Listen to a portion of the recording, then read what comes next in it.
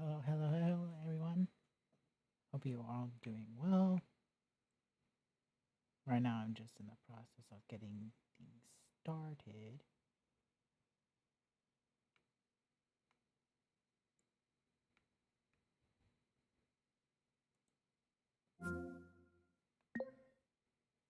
Okay. Hello, everyone.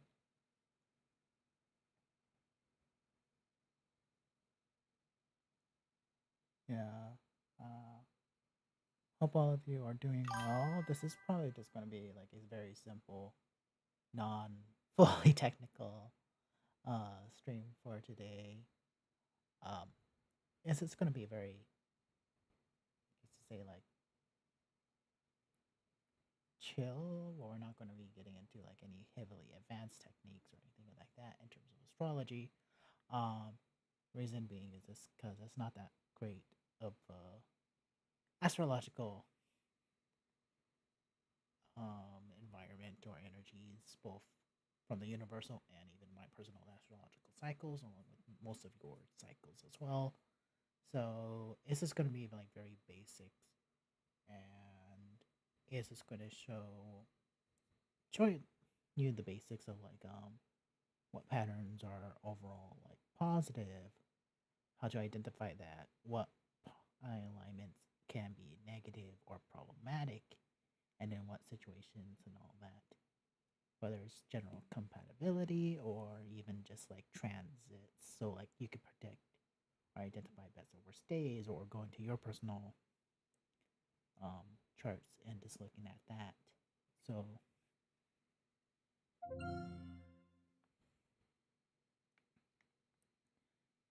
that's sort of the whole gist of what's going to be happening with that component. But obviously, we'll be playing Dave the Diver for the time being, and it's going to be for about maybe an hour or two or so of this Dave the Diver, and we will get into the astrology portion for about 1 or 2 hours ish as well. So that's the whole idea of what's going to be happening for the time being. Um, that's just about it, really.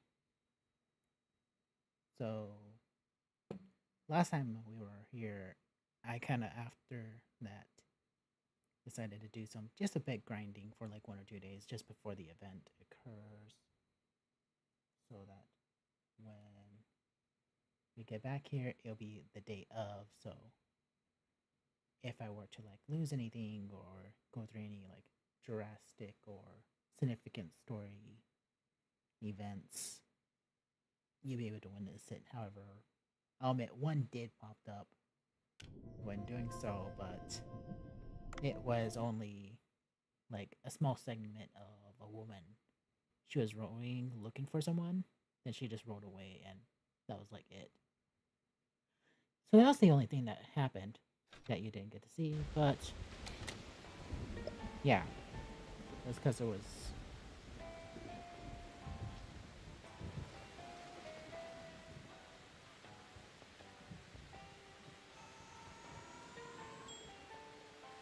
Yeah.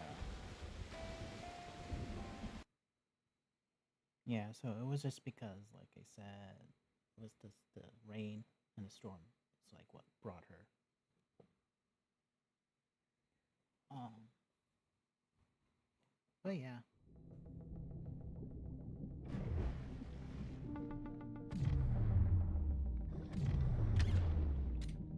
okay.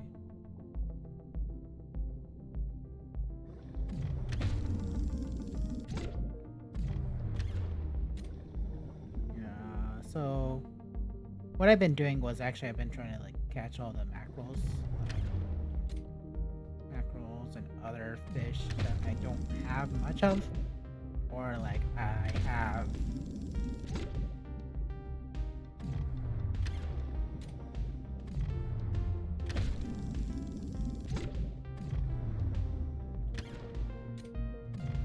Yeah,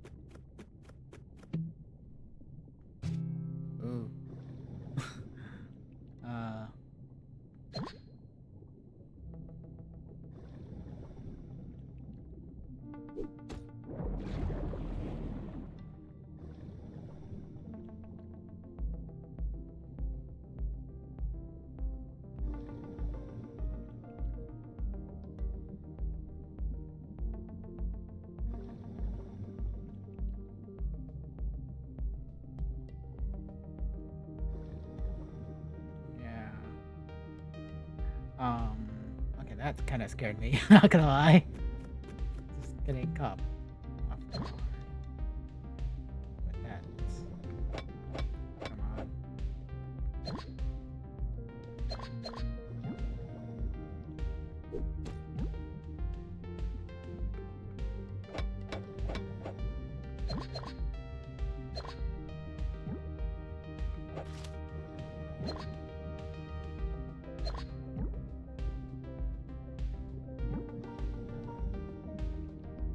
Okay, honestly, what is with all these dangerous creatures just roaming about?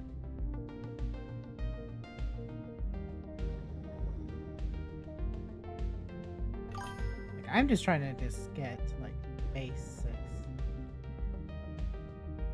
Like, I don't want to fight a shark, nor do I want to deal with the what's it called?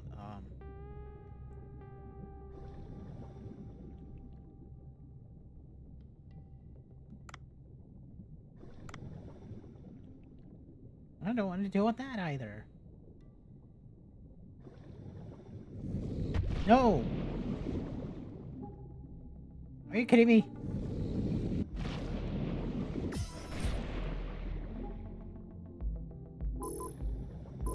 No!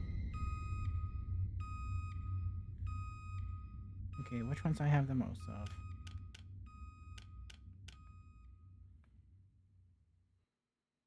Are you kidding me?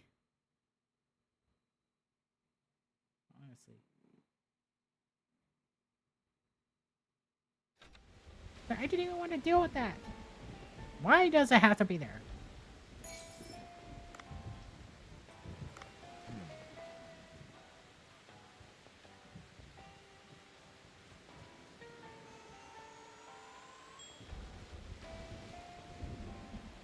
Please don't put me in the same... I hope it doesn't put me in the same situation again. It's like... Okay. I believe that lady was looking for the shark, and I think that was it.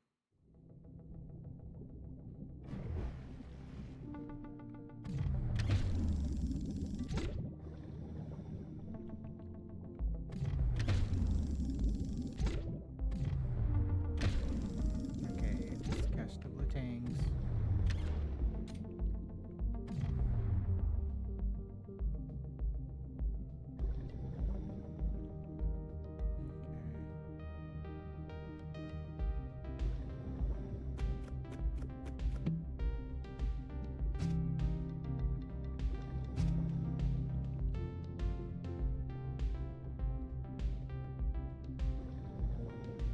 I swear, if it does...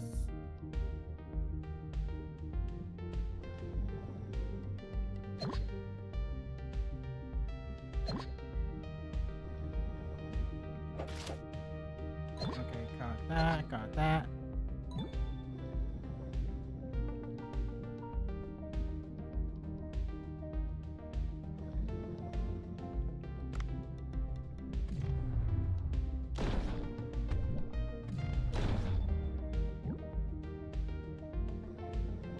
Okay. Gosh.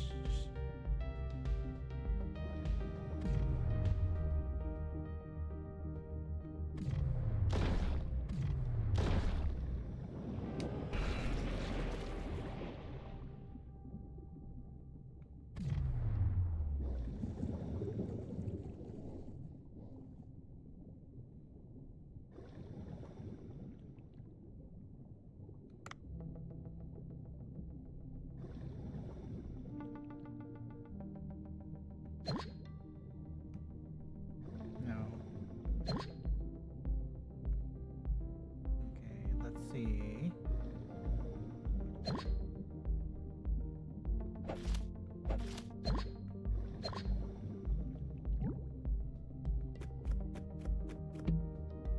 Ooh. First things first, I need to find oxygen, because that thing just... It just took everything.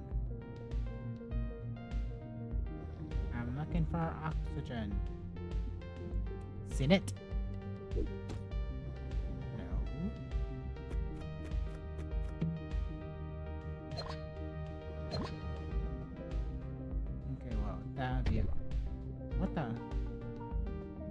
that's why.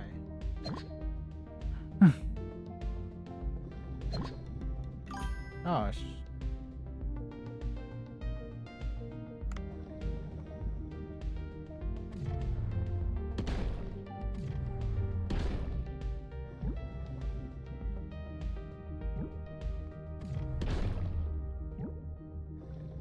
huh.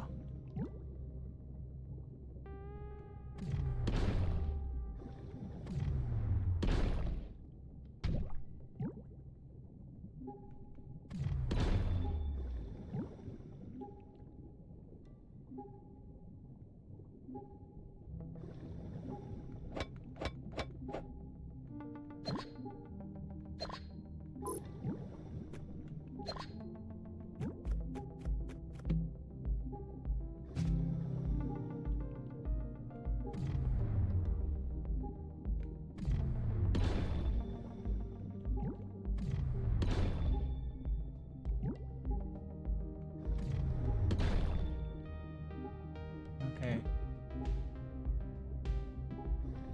Now I can at least confidently go, cause I got jellyfish.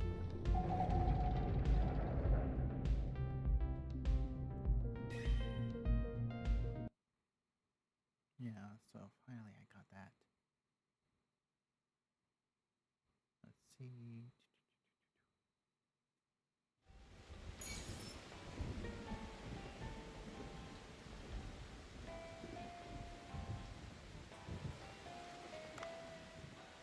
Okay.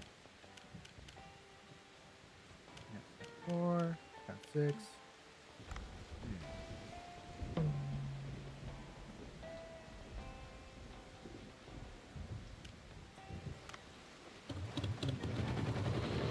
For a second, I thought that was like a shark. It's like, oh god, what was that?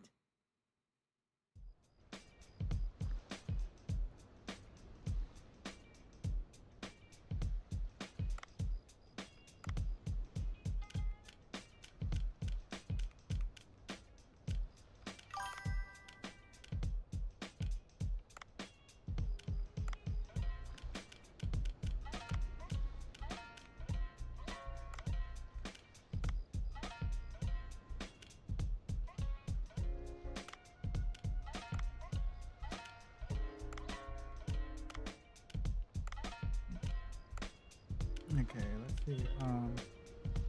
No.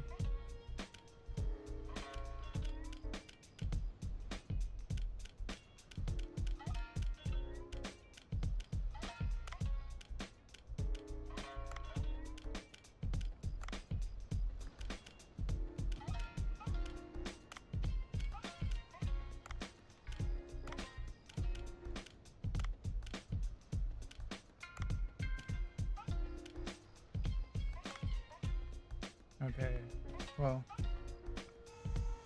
not the best, but I suppose it's better than nothing.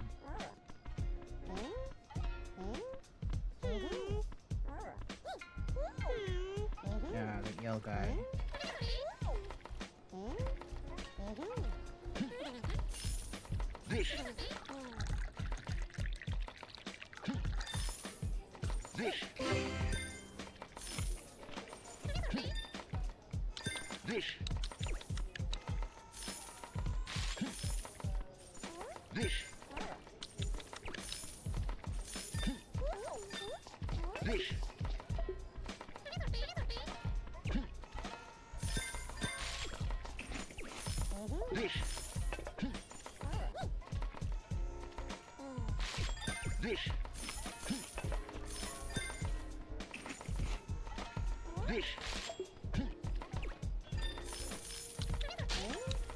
Come on.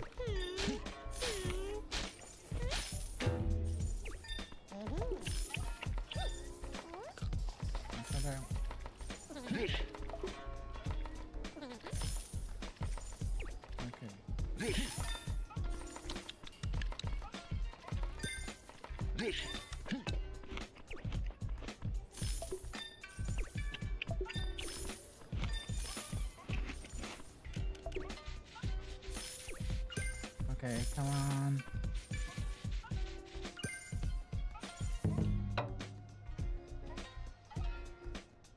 How many dissatisfactions we have? Okay, that's not bad. That's not good either. Okay. Well, hello. Hello, how are you?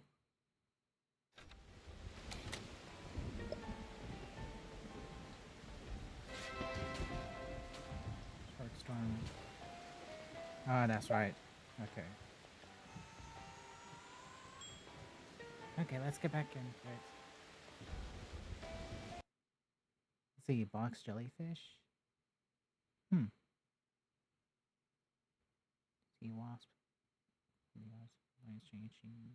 Okay.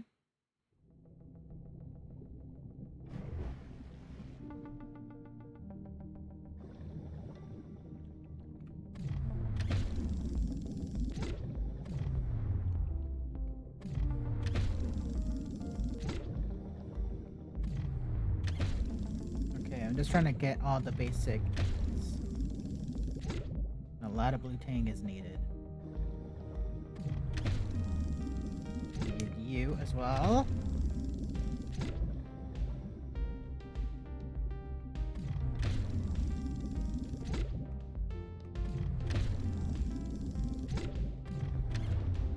Come on.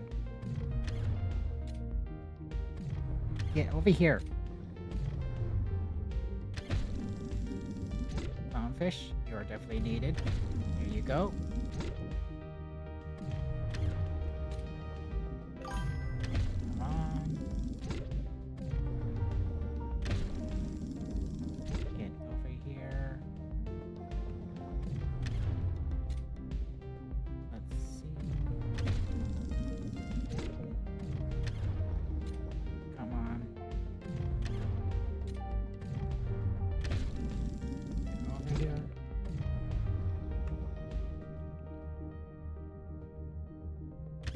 Gotcha.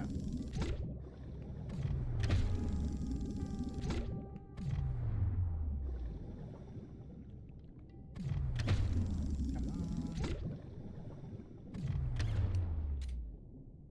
Hmm.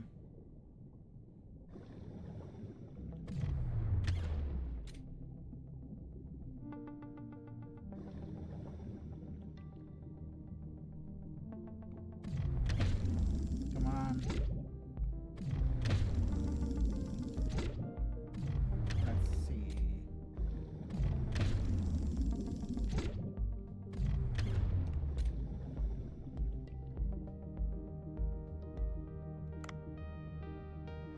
Going down here just because there may be a shark nearby. Okay, no sharks.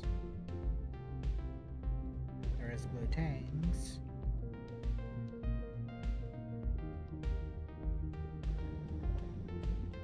Actually. Okay.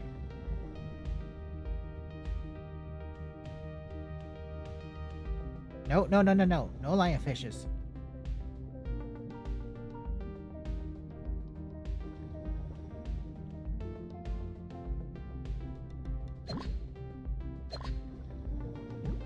Okay. No, no, no, no, no.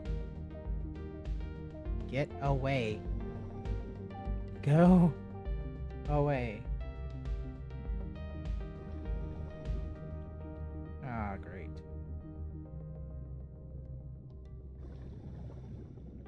Literally everything else but what I'm looking for.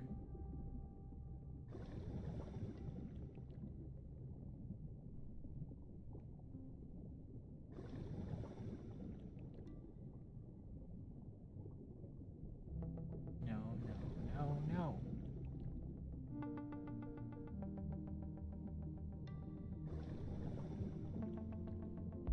Okay, where is it? I know you exist. Where are you?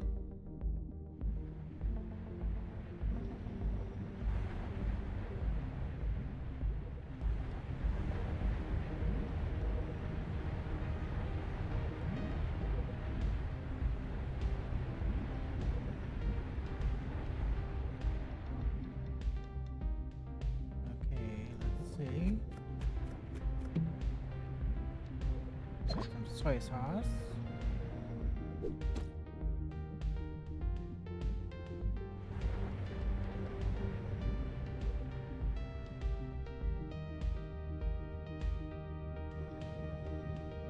Well,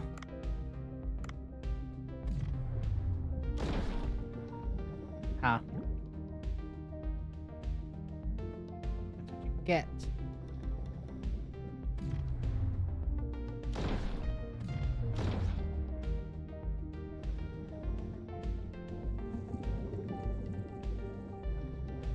Let's build some distance.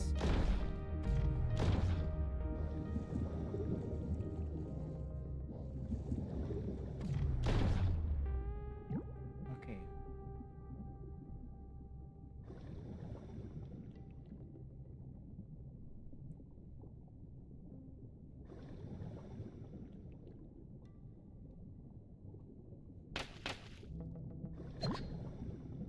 Blue seashell.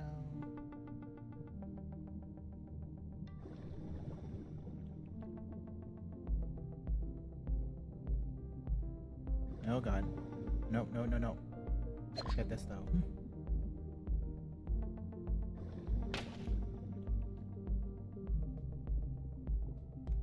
Oh god, another.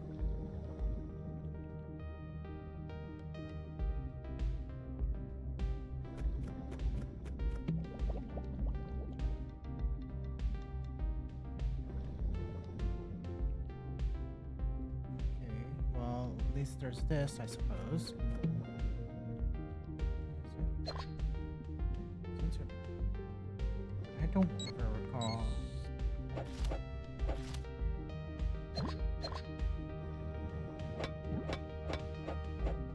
Okay, 1, 2, 3.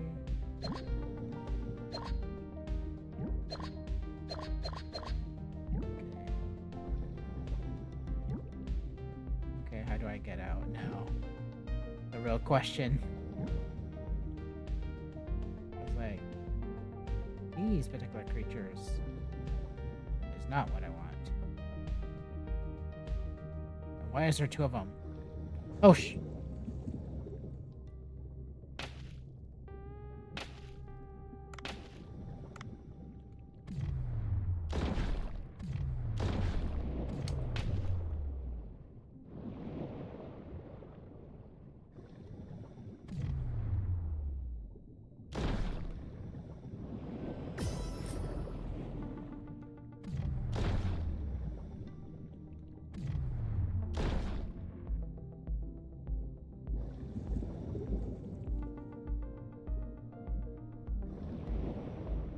Uh-huh.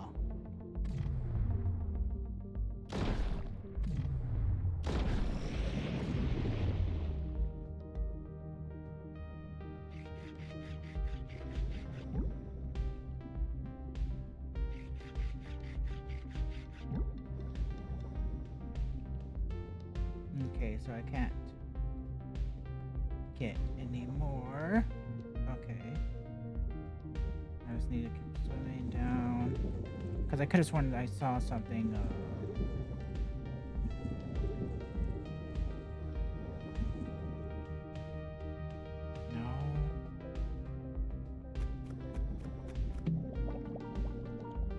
Yeah.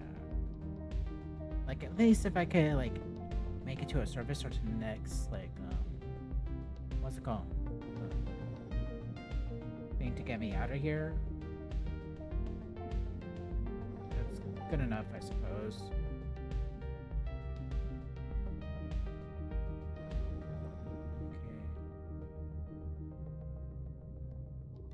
Got rid of one at least.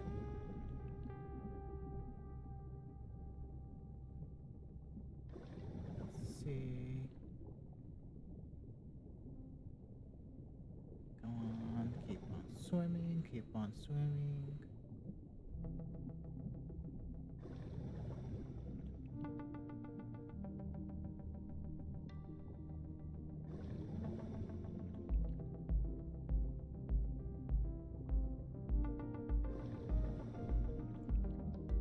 Just keep swimming. Okay. There you go.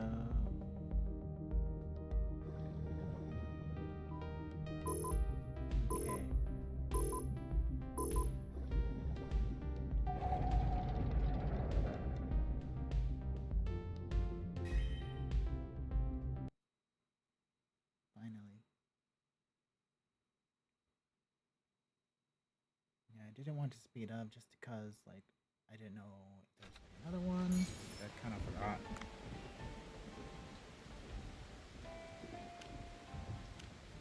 Eight, 10.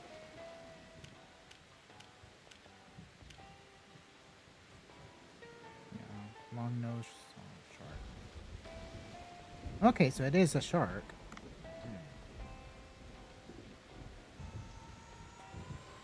Okay. So worst case scenario, I just get those instead of like the fear. Jesus, that's terrifying. Jesus.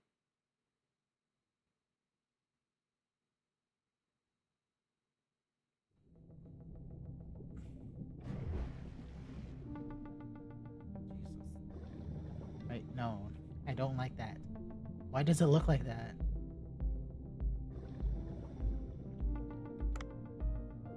Getting a gun. Okay, where are you? Of course, there you are.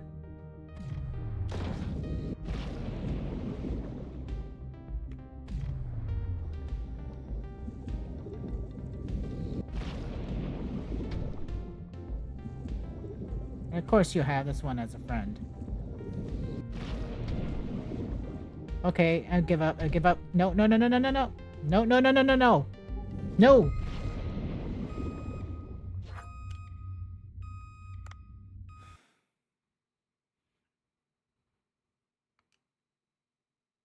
It's like I barely had one shot at it. Are you kidding me?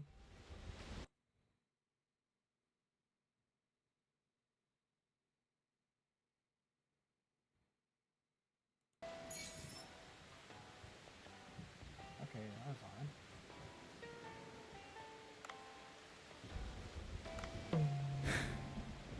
on. Okay.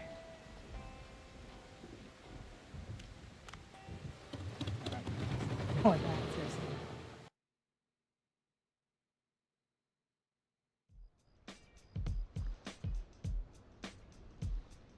Okay. Let's see. Add menu. Okay, let's see. The shark head. And that. Long nose.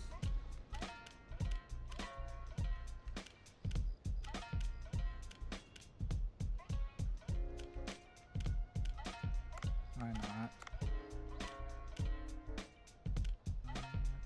Cuttlefish.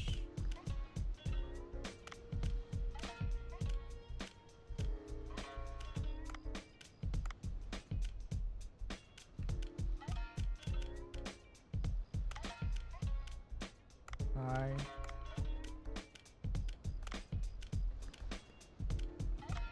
Let's make that 2.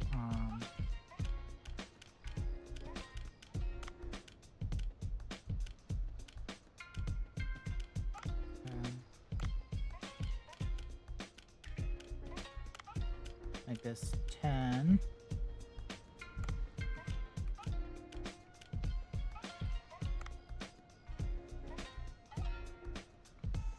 Okay, let's go.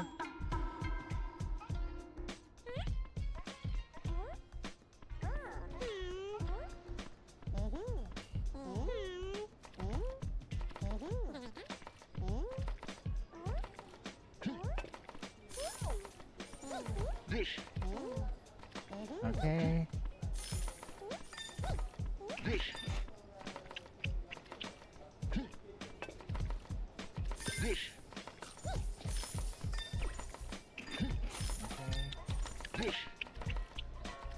Going to the furthest one, just to make it easier.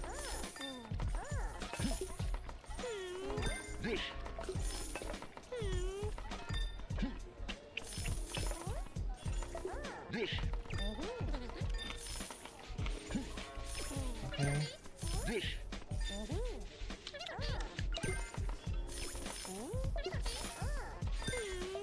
Okay. Hold on. Okay.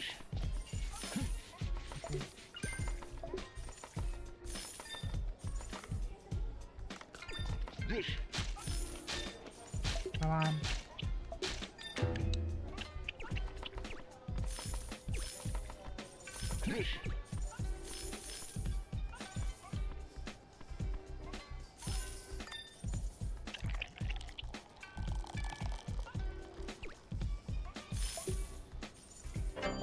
Okay.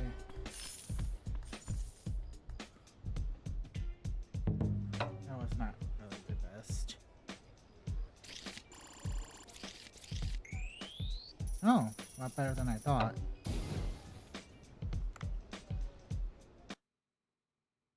Okay. Oh.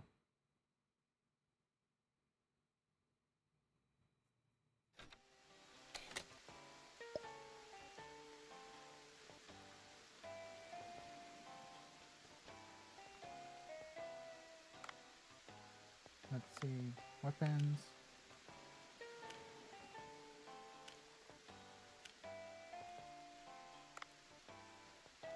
Raw materials. Good, that's right. Okay.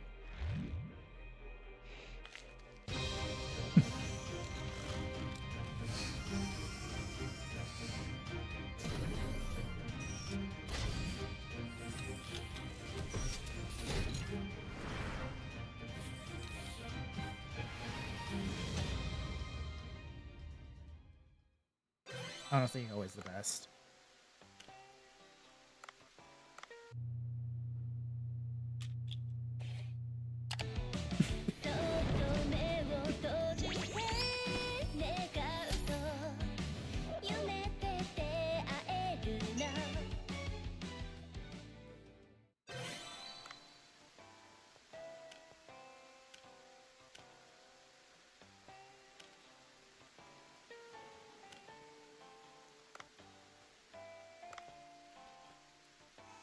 Okay.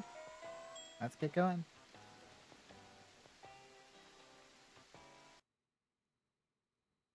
Yeah.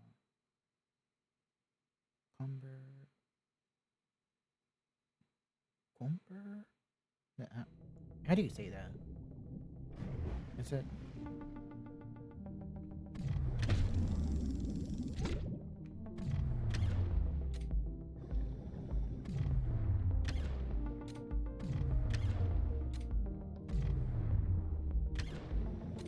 Okay, why am I bad at right now?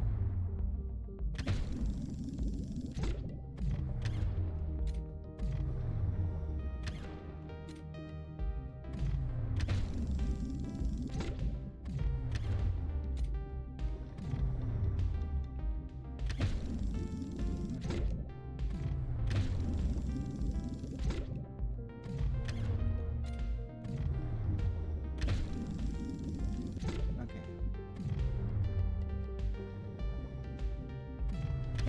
Got you.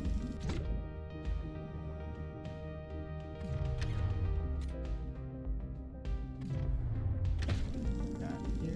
Okay.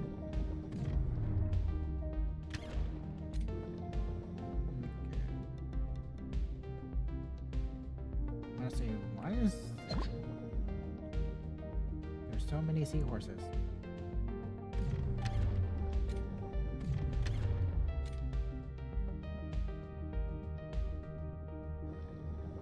Okay. Honestly, where is this?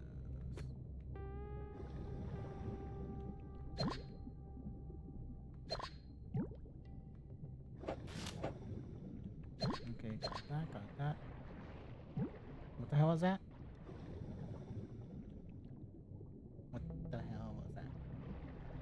Oh! Okay. I thought it was one of those long-nosed fishes again. It's like, oh god.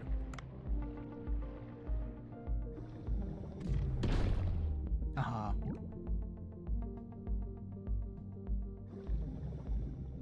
Oh, you want some too?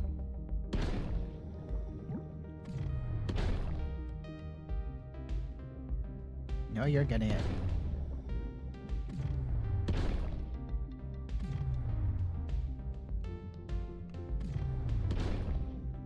Finally.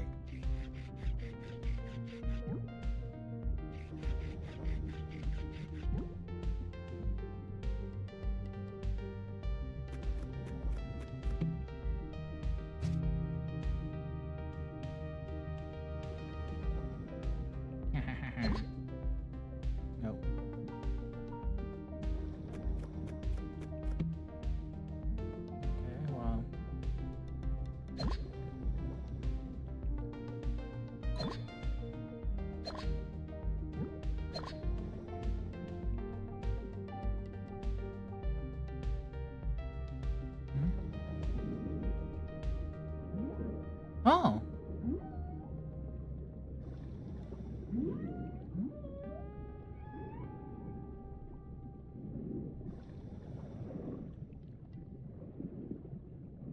well, at the pink dolphin.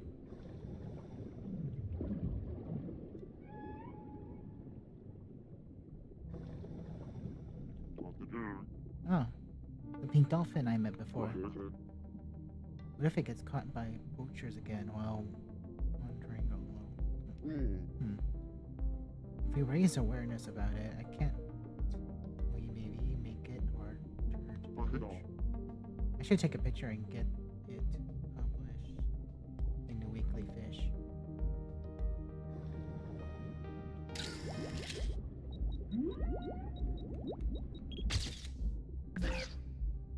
What?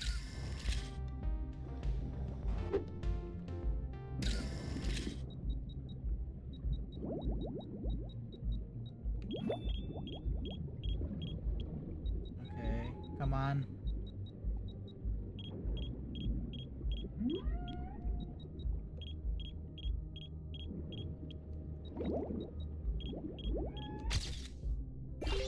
Finally.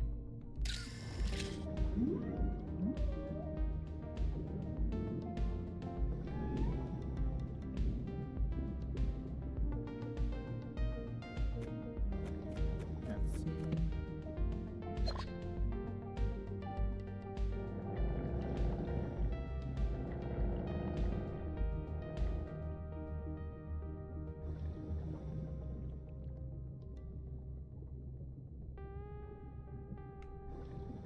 Hey, what was that?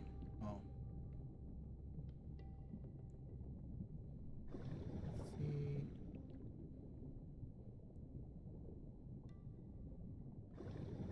I just kind of want to see what's down here. Yeah. Oh. Oh God. Nope. No. No. No. No. No. No. I am not equipped to deal with that one. Although, let's see. Nope. Okay.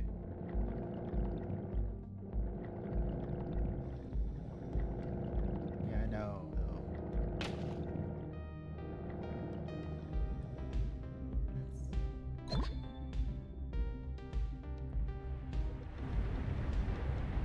No. No. No. No. No. No. Okay.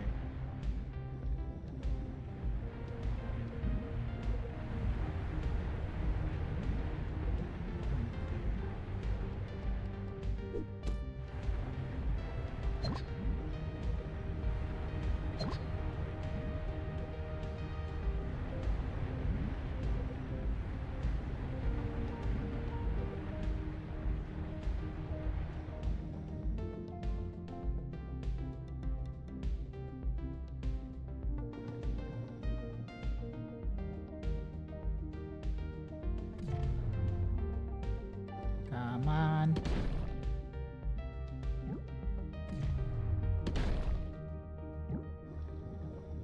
Oh.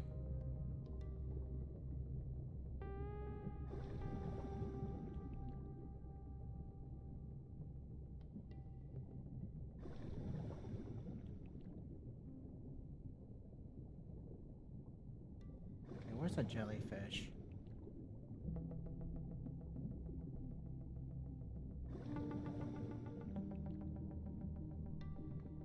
Come on, jellyfish, where are you?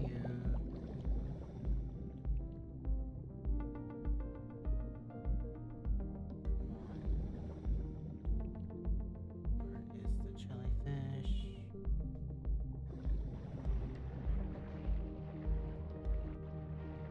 Actually, we are a bit low.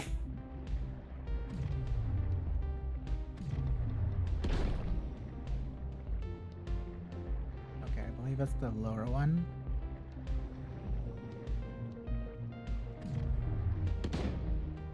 No.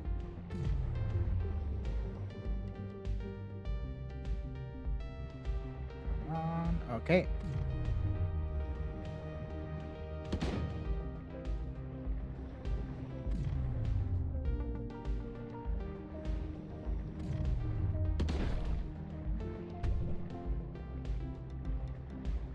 Okay, well, I give that a shot. Okay.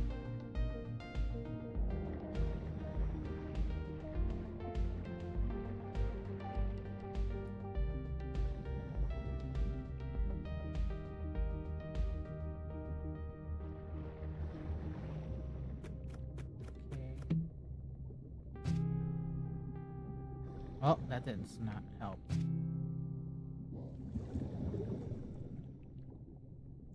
Okay, I need to look for ammo. Ammo. Not ammo. Jesus.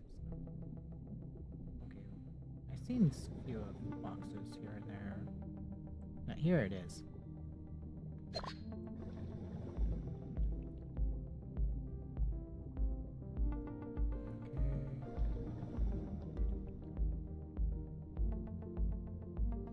Let me get back over there.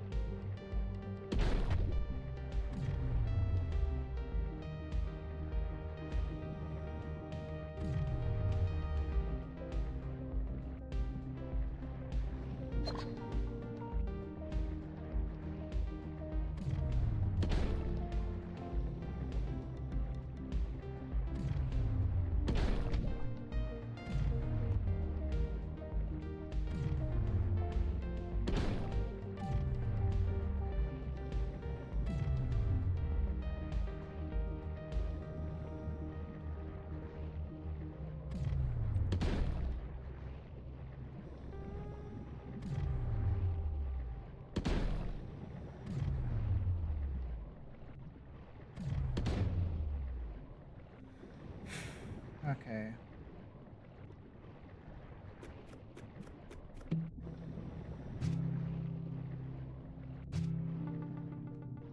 There's that. Okay.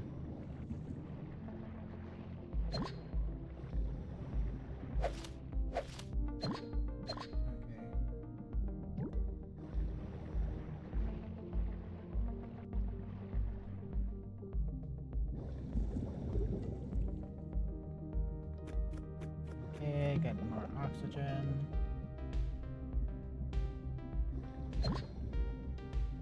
Oh. Oh.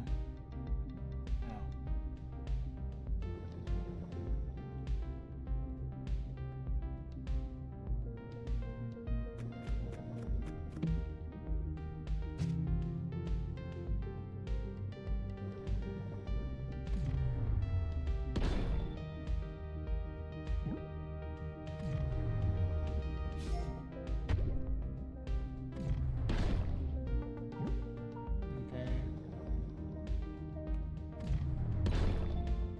Well, I'm getting the jellyfish that I originally wanted, so that's a plus. Okay. Let's see.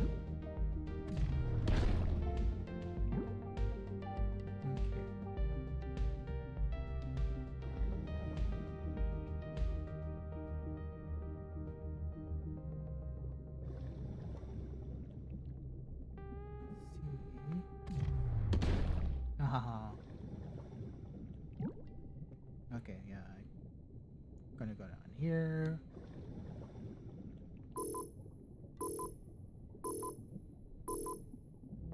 Why is it taking so much longer?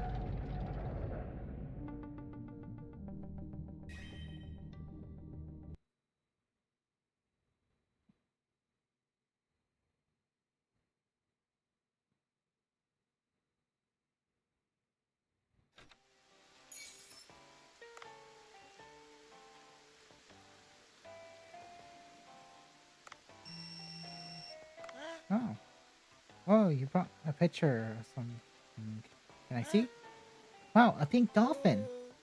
It's so adorable. I like to take it home. I'm kidding.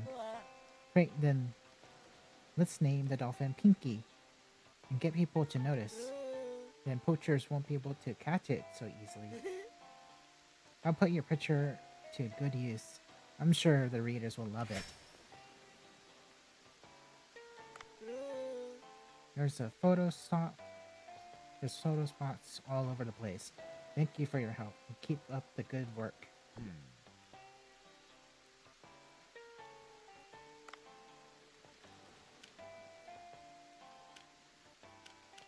Let's see. Water. Oh.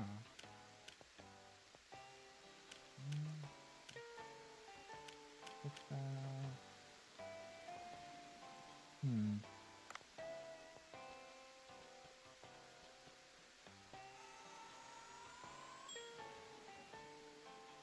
Let me see. Customer.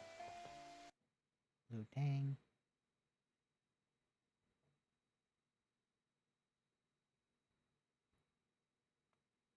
Let's see. Okay.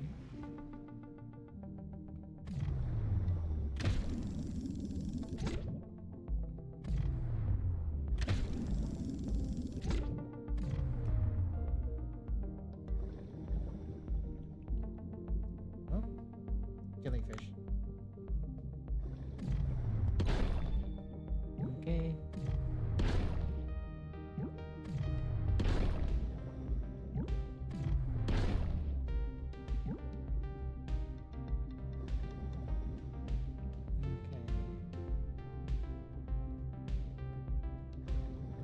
See. Oh.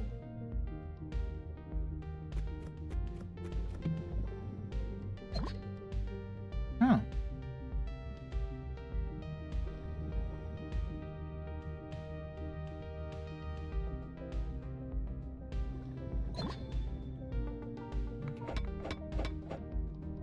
Okay. So of course, it would just go there.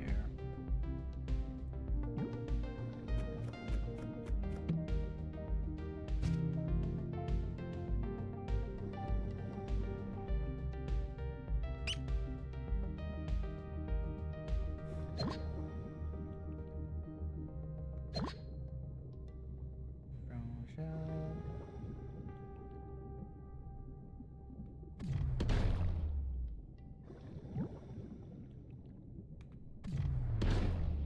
Oh. 2 for 1.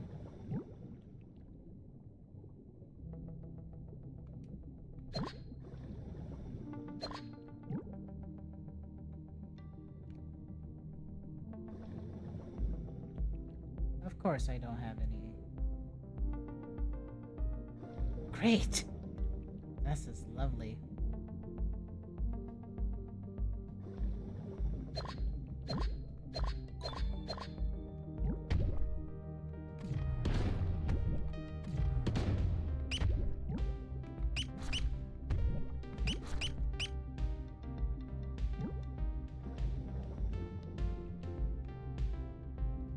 Okay.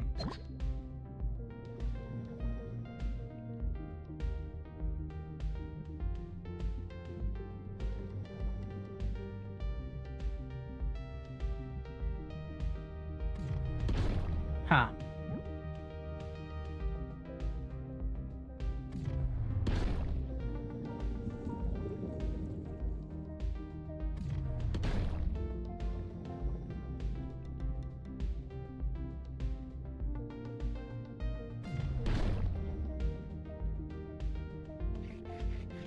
Okay.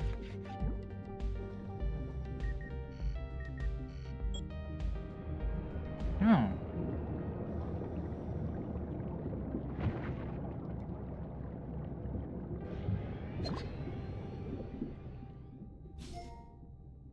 Hmm.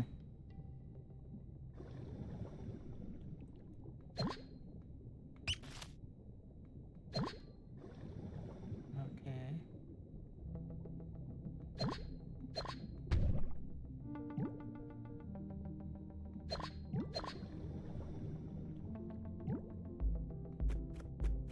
Zero, so.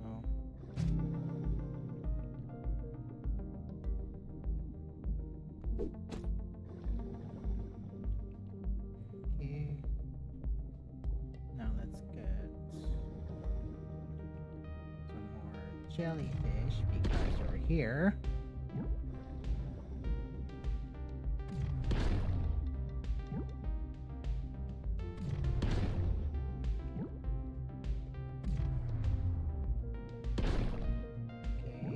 you, got you. Oh.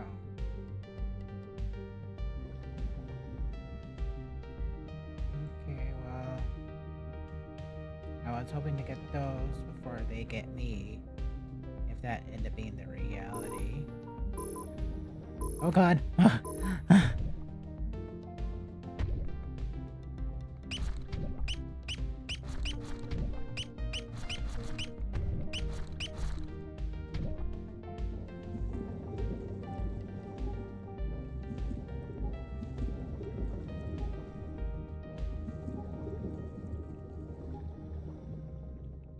Okay.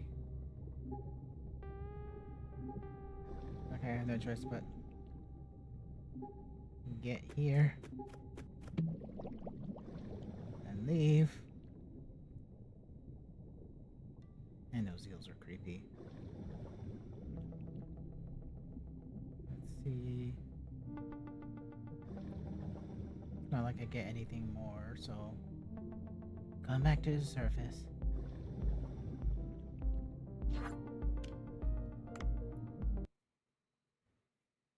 Okay.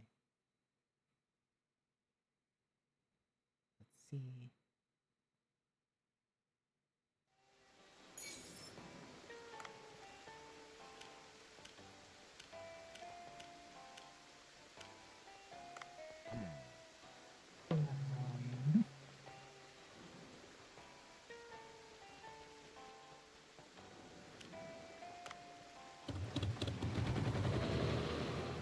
Hmm.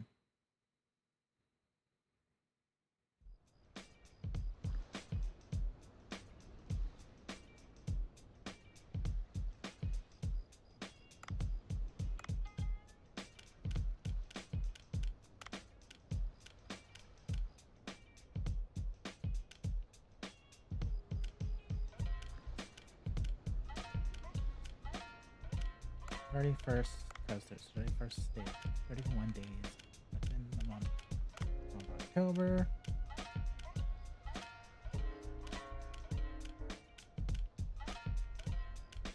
Let's go with 10.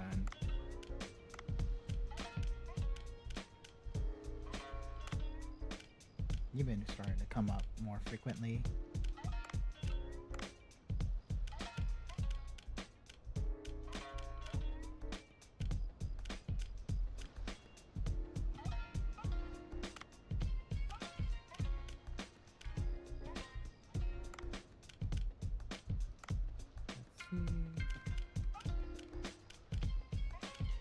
You've also been starting to pop up more frequently.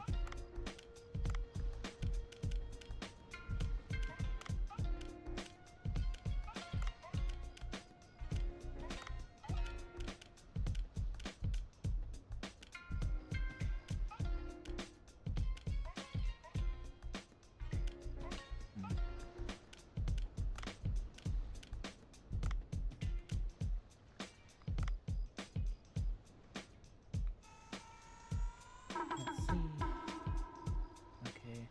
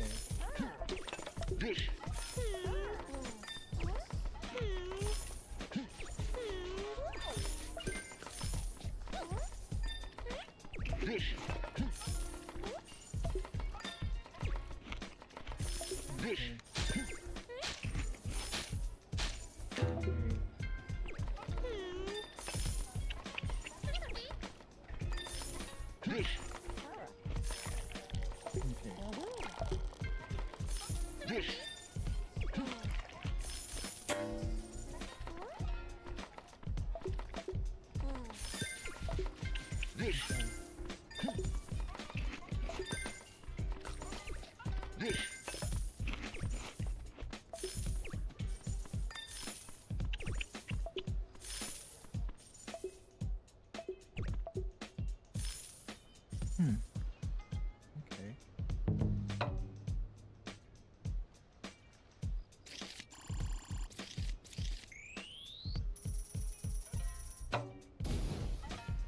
Hmm. Okay.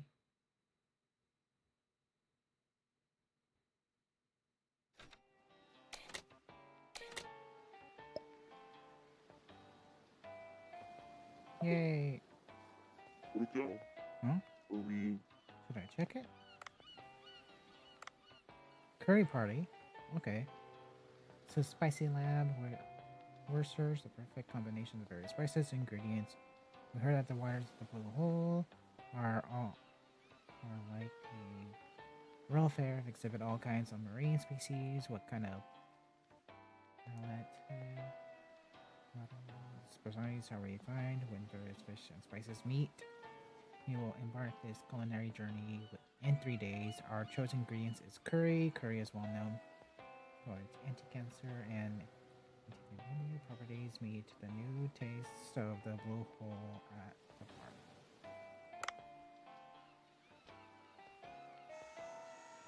Okay, so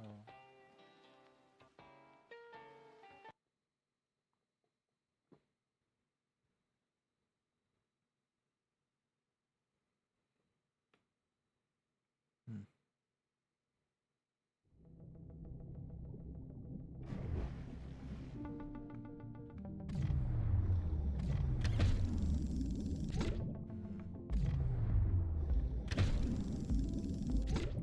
Yeah.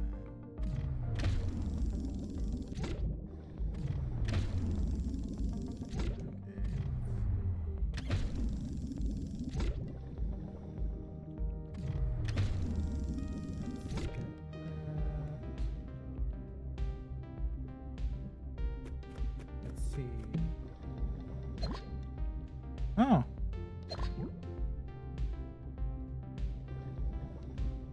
turmeric, orange starfish.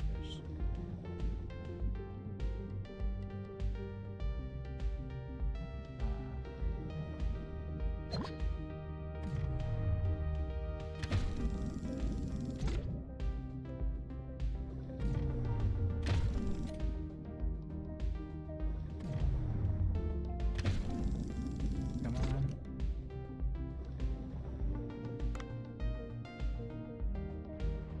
Oh,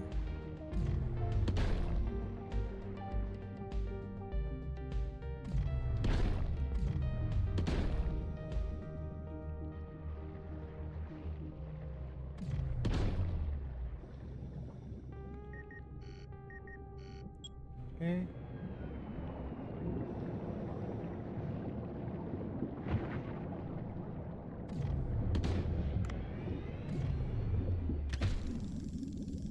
Got you.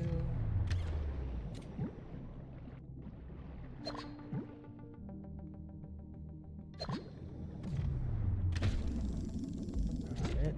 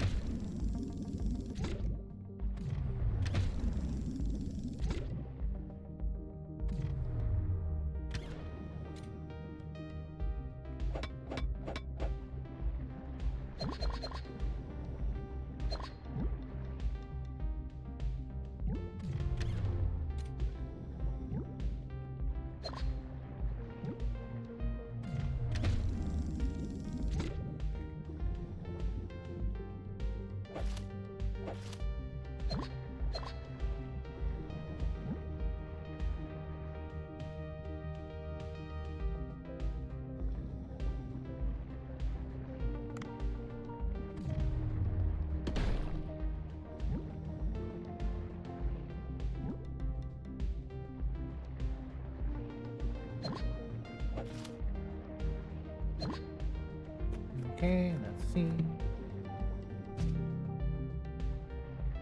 Oh, the poison. Okay.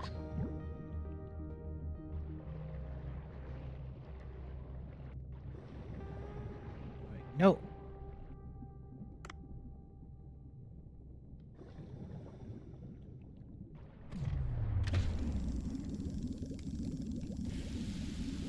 Okay.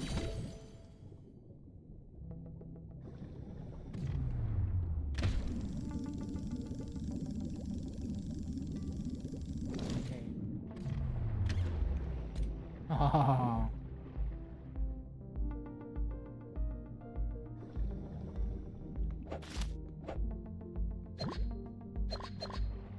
Hmm. Kill.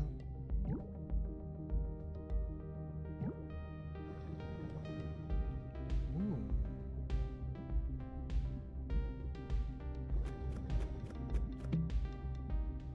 Oh.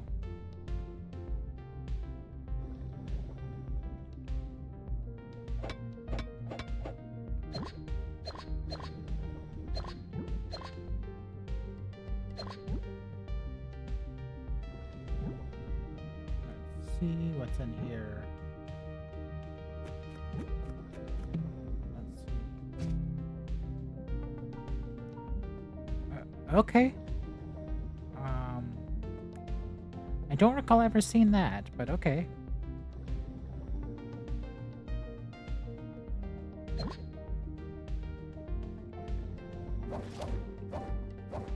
Why is this a thing?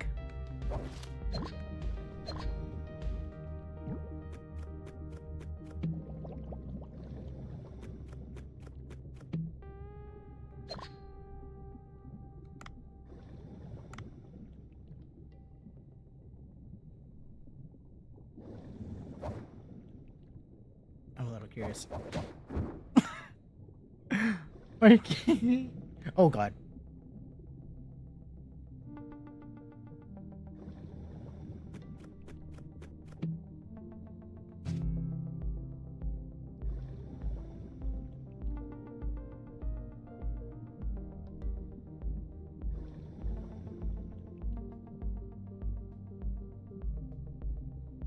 Okay. I am traumatized from that thing. You know what? Go for it.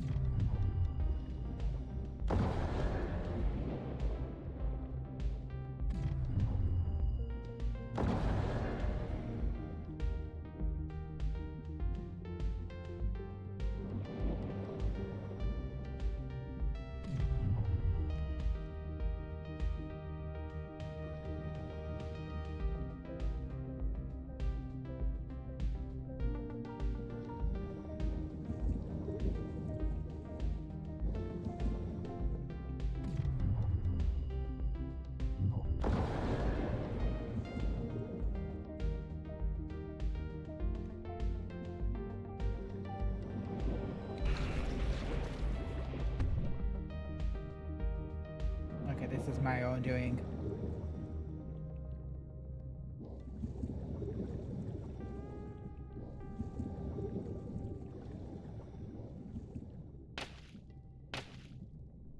Okay, that was my own doing.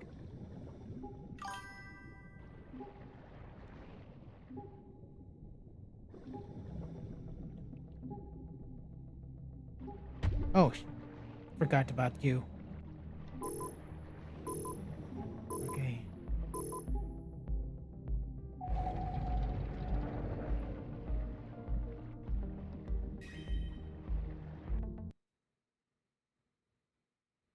Well.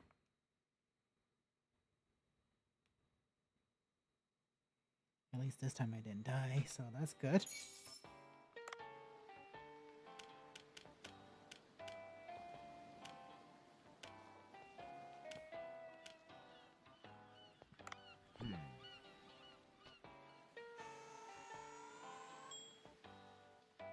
Okay.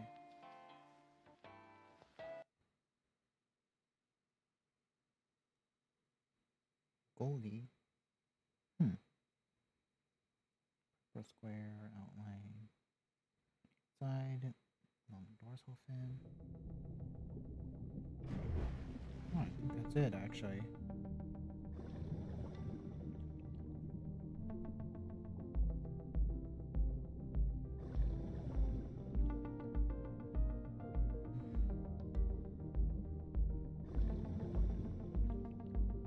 Yeah.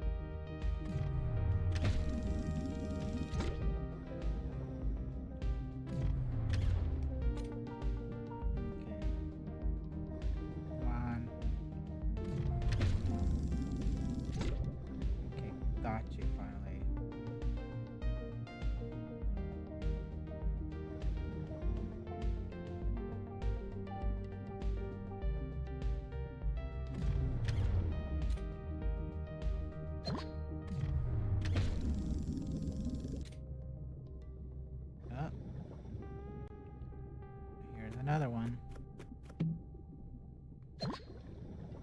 Okay.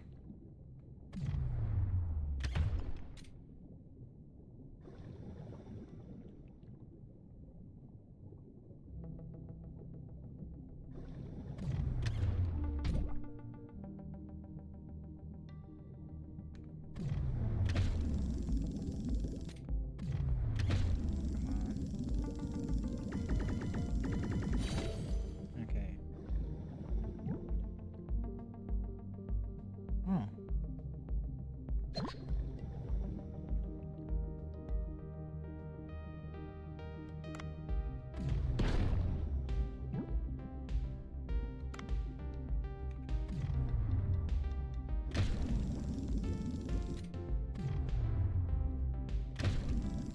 Come on. Okay.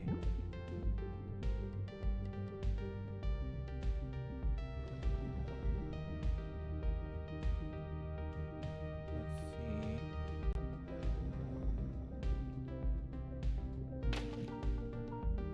Don't know why that scared me.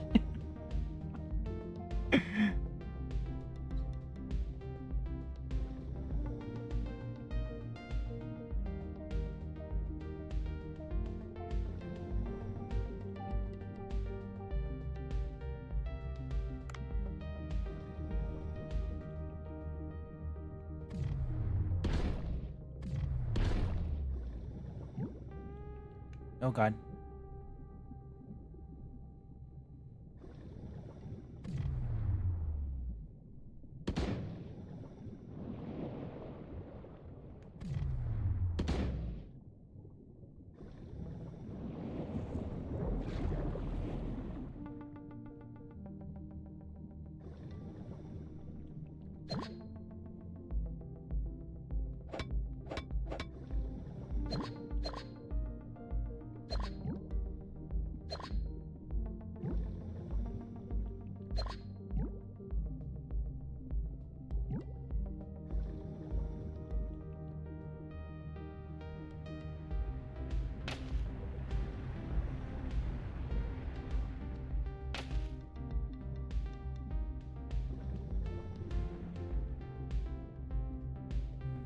Okay, let's just see.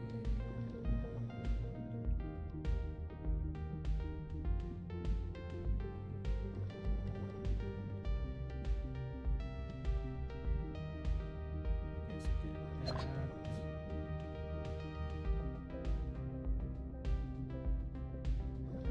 Oh, jellyfish.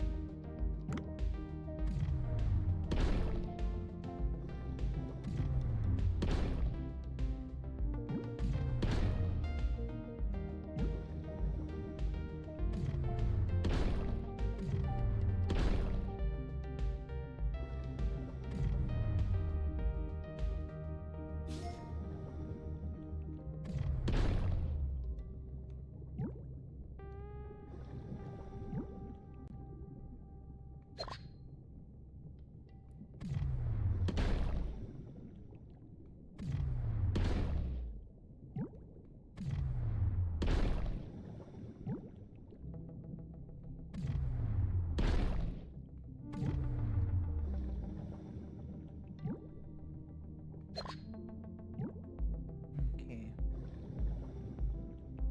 Come on, come on. Oh god.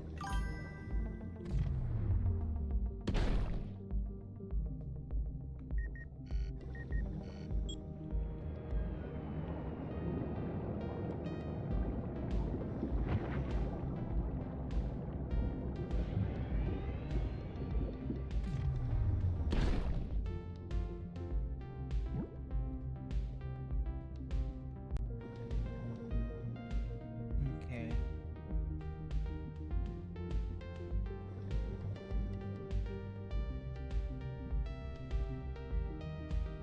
I'll just get to the oxygen just so I can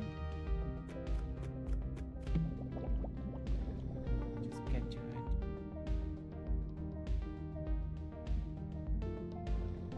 And since I'm not that far from the surface,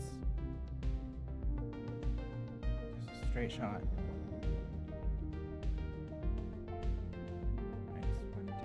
unnecessary precautions.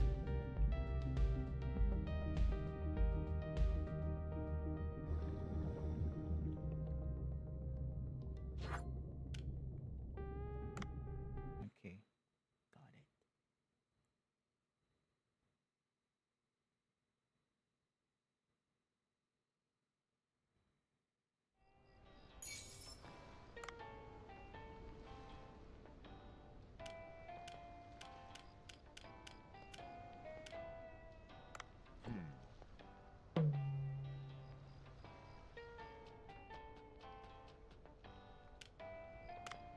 Okay.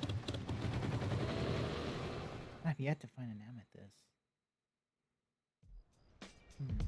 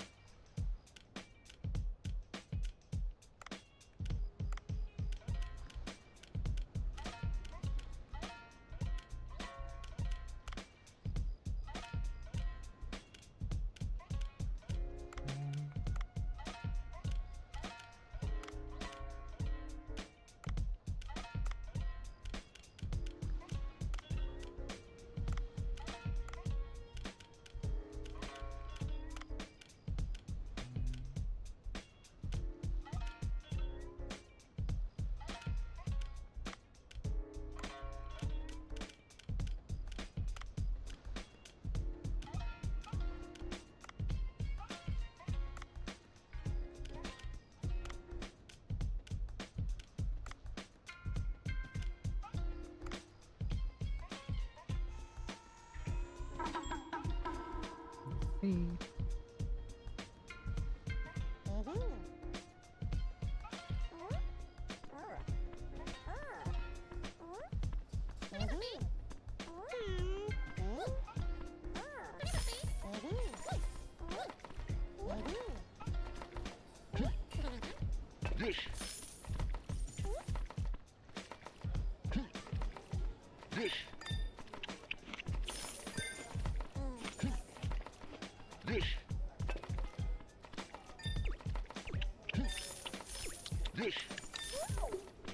I'm just trying to get everyone that's the farthest.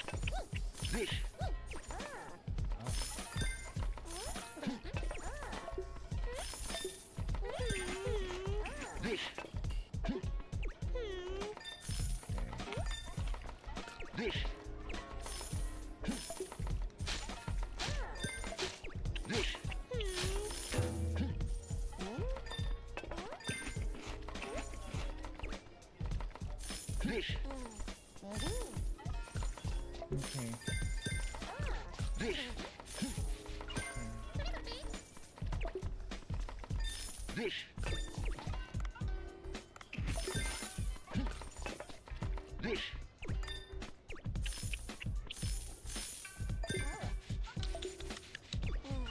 Okay.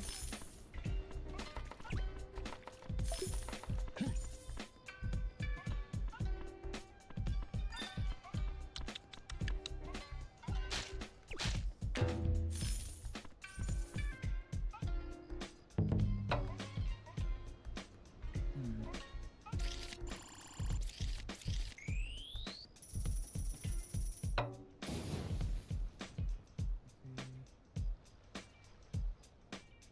Okay.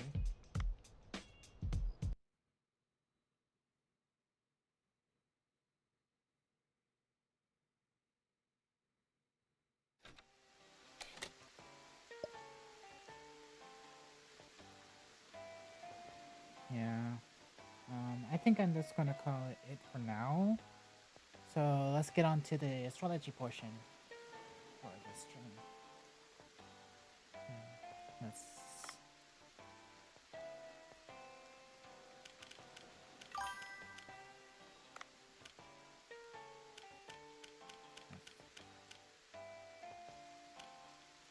Return to title.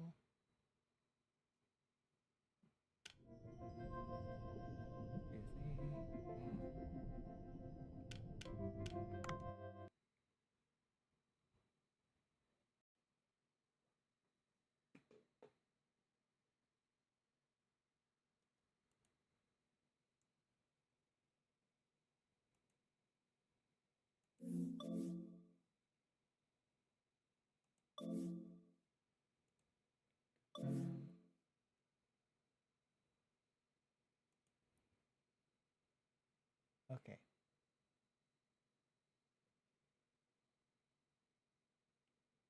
So in the moment, we're just going to be focusing on the basic geometry in terms of what planets would tend to get into or form. So this is just going to be very straightforward and just overall, I guess you say like just the basics. So today, right now, is just showing today's chart. So how a planetary synchronization or pattern is interpreted is based on what it interacts with. So if you see here, the sun is interacting with Mars, which is 30 degrees, which is right here. It is 180 degrees. So this red line you see across here with Ceres, it is 120 degrees from Pallas, which is right here.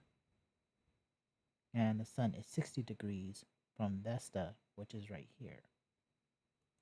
Now, to make it even more easier, hold on, I need to pull this up. Let's just pull in some trans-Neptunian planets into the mix.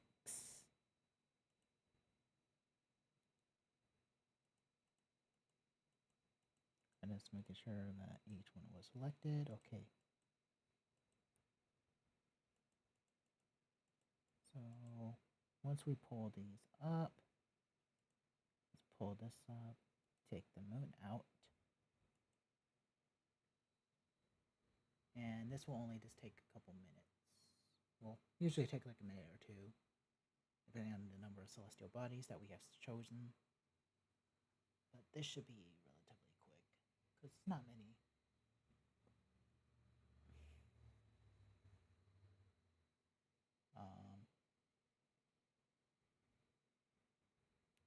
Seems like it's been pulled. So right here we have additional points. So the sun is 90 degrees from core, which is down here. And also it is 60 degrees from Varuna, which is right here. So to make it easier for you to see the pattern, let's focus on just taking out all the celestial bodies that do not interact with the sun. Now, when interpreting a chart in general, if you are looking at the event for the day or even, let's say, a person's chart, the first thing you always want to look at will be the sun and or earth, depending on the dimension. But in this case, we'll just be focusing on, okay, so it was Varuna, Quar, Vesta, Pallas, Ceres,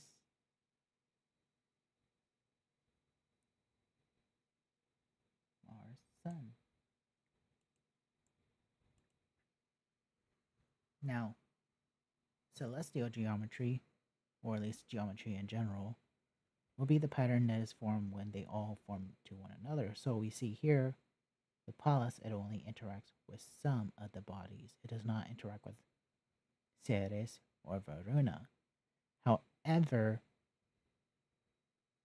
the easiest way to identify what a day or a person has a good and or strong components is if you see these green lines.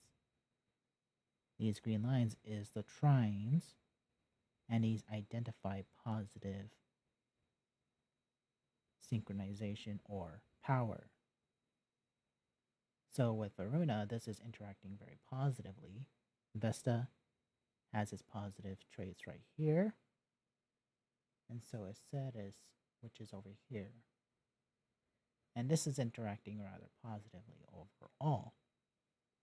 Now, here's the thing though.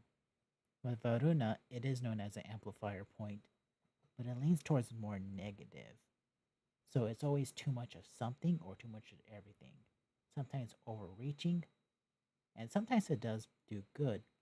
So in this case, it would be good, but overall, it is too much of something overall.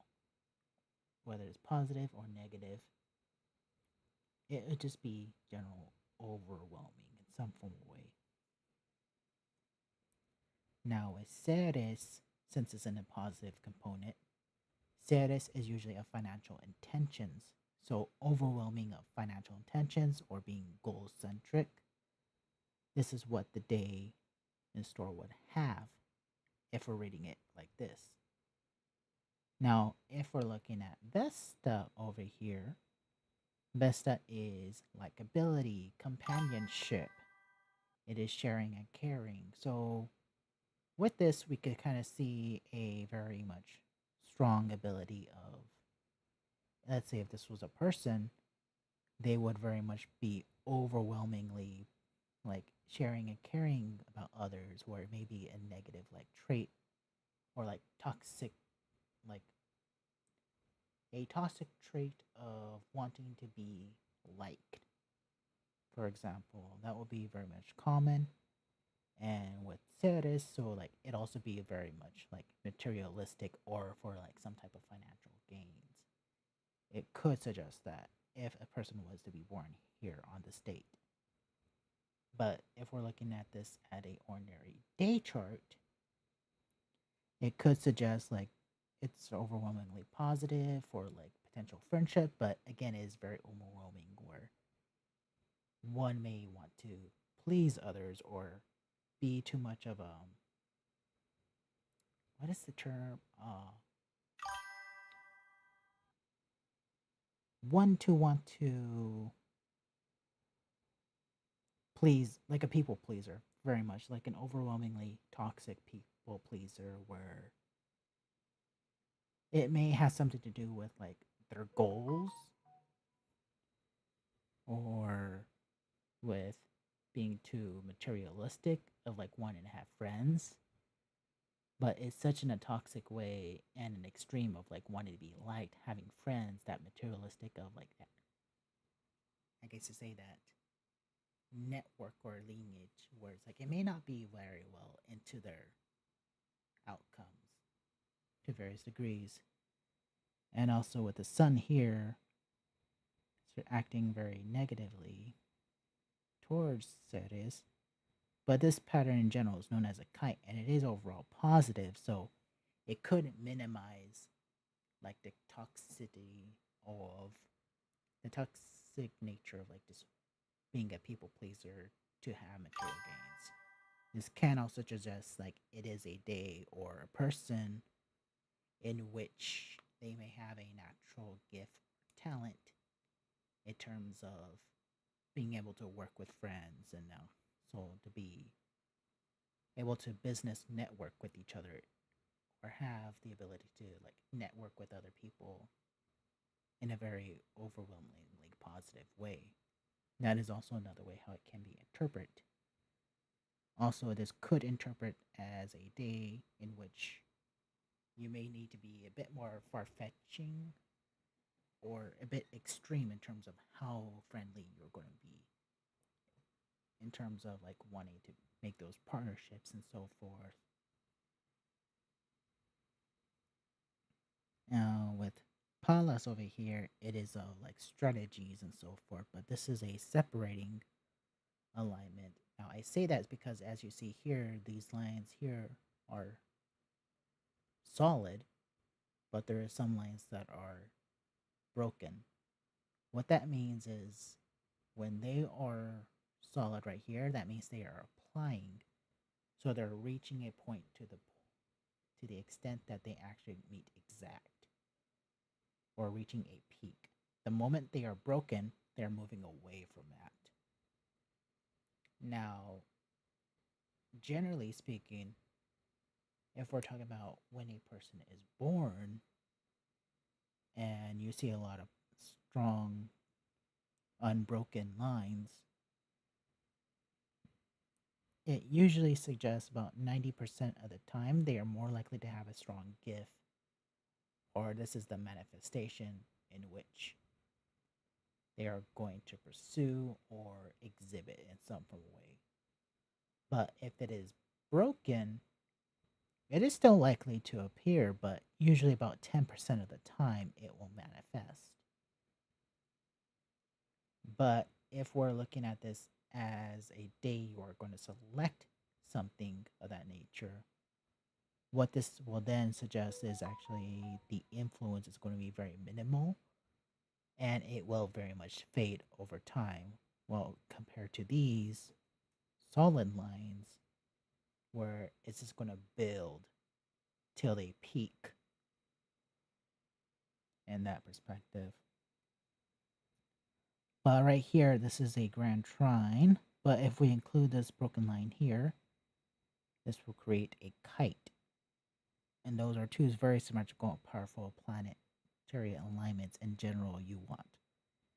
To identify a very good astrological day in general, or superior talents in general, you want to see the grand trine frequently. So, more trines there are, the more easier the day or positive energies you see.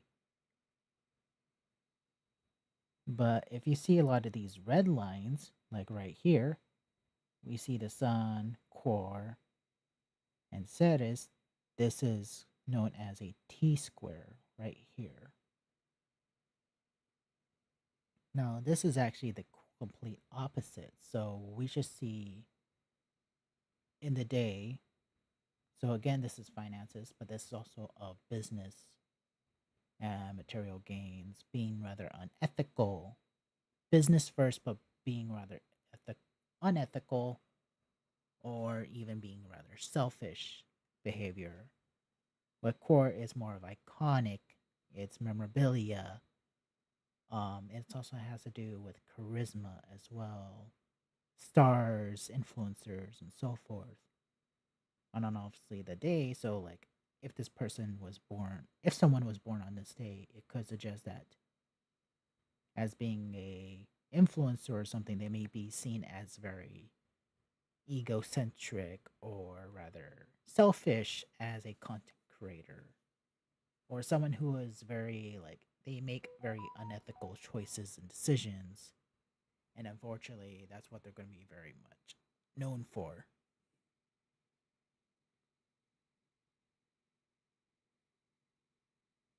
um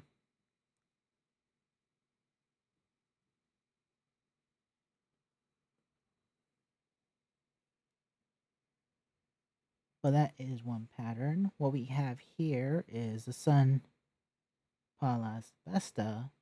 This little synchronization or pattern is referred to as the mini trine. It is also, well, yeah, it's just mini trine. So it's just usually one trine from time to time, and also two sextiles, which is 60 degrees apart from one another. So with Vesta, as I mentioned, this is like friendliness, kindness. With Pallas is more strategy, the digital age. Any digital products and or services, that's pretty much what it is. And the Sun, which is the person or the day. So like this could be a good day for like digital art and networking with others or creating friends in making digital products and or service, or networking through, let's say, some type of making strategic networks essentially. It can also suggest being friends with someone in relations to content creation or in video games or any industry that is in relations to like the digital age or digital products and or services. So you can make friends on this day. However, like I said, it is separating, so likelihood of it succeeding will be very minimal. And if we're just focusing on just very hard patterns, strong patterns, what we have here is what's referred to as the eye synchronization, at least what I've heard it being called from time to time. This includes Mars, which is of one's will. It's also one's determination, strength, the don't push me around mentality. That essentially is what it is. So if someone was to be born with on this day as well, this could suggest that they are going to be known as maybe potentially hot-headed, very temperament, but very much like determined to the point like you can't really push them around to various degrees, whether it's literally or the mentality is very much there. And again, at the exact same time, they'll be putting like efforts and works towards being friendly or being seen as friendly, at least. And that's also another component of what they be seen as very memorable. Like they actually put efforts into being a friend. And also this is the time where if you do have friends and all that,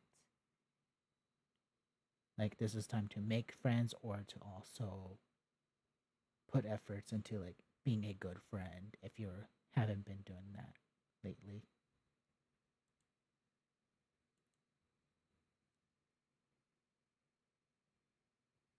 But those are just some of the patterns, and you see here this interesting pattern of the Sun, Mars, Vesta, Court, and Pallas. This forms. I cannot recall the exact name of this synchronization pattern per se. If I recall, it is partial bits of what is referred to as the microscope slash telescope. If we're just talking about Sun, Mars, Quar, and Pallas. But with also the inclusion of, let's say, Vesta, I cannot recall the full proper name of this particular set of patterns.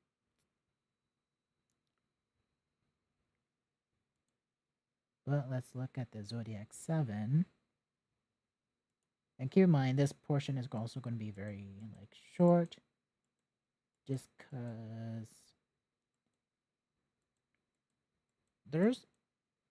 it's not that there's like not that many shapes or patterns. It's just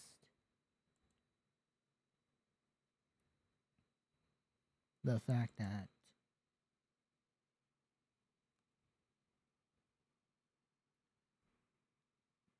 this is not really like a most favorable astrological day in general.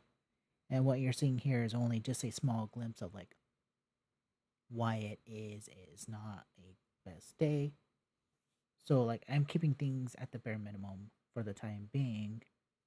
If I do stream tomorrow, that will be it for a couple of days. And it's just gonna be like very much like every other few days or so.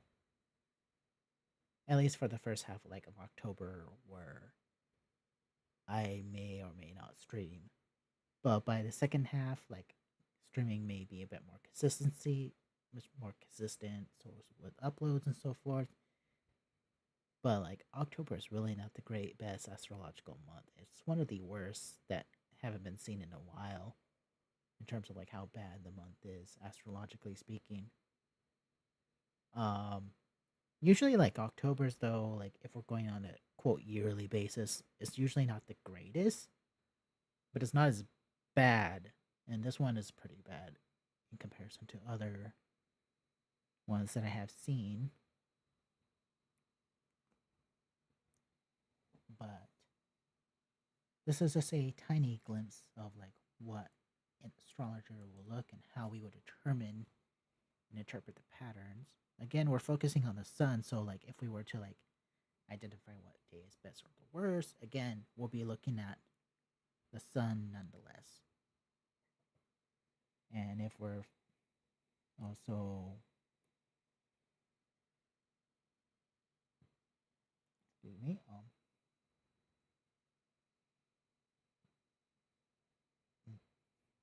but if you see here,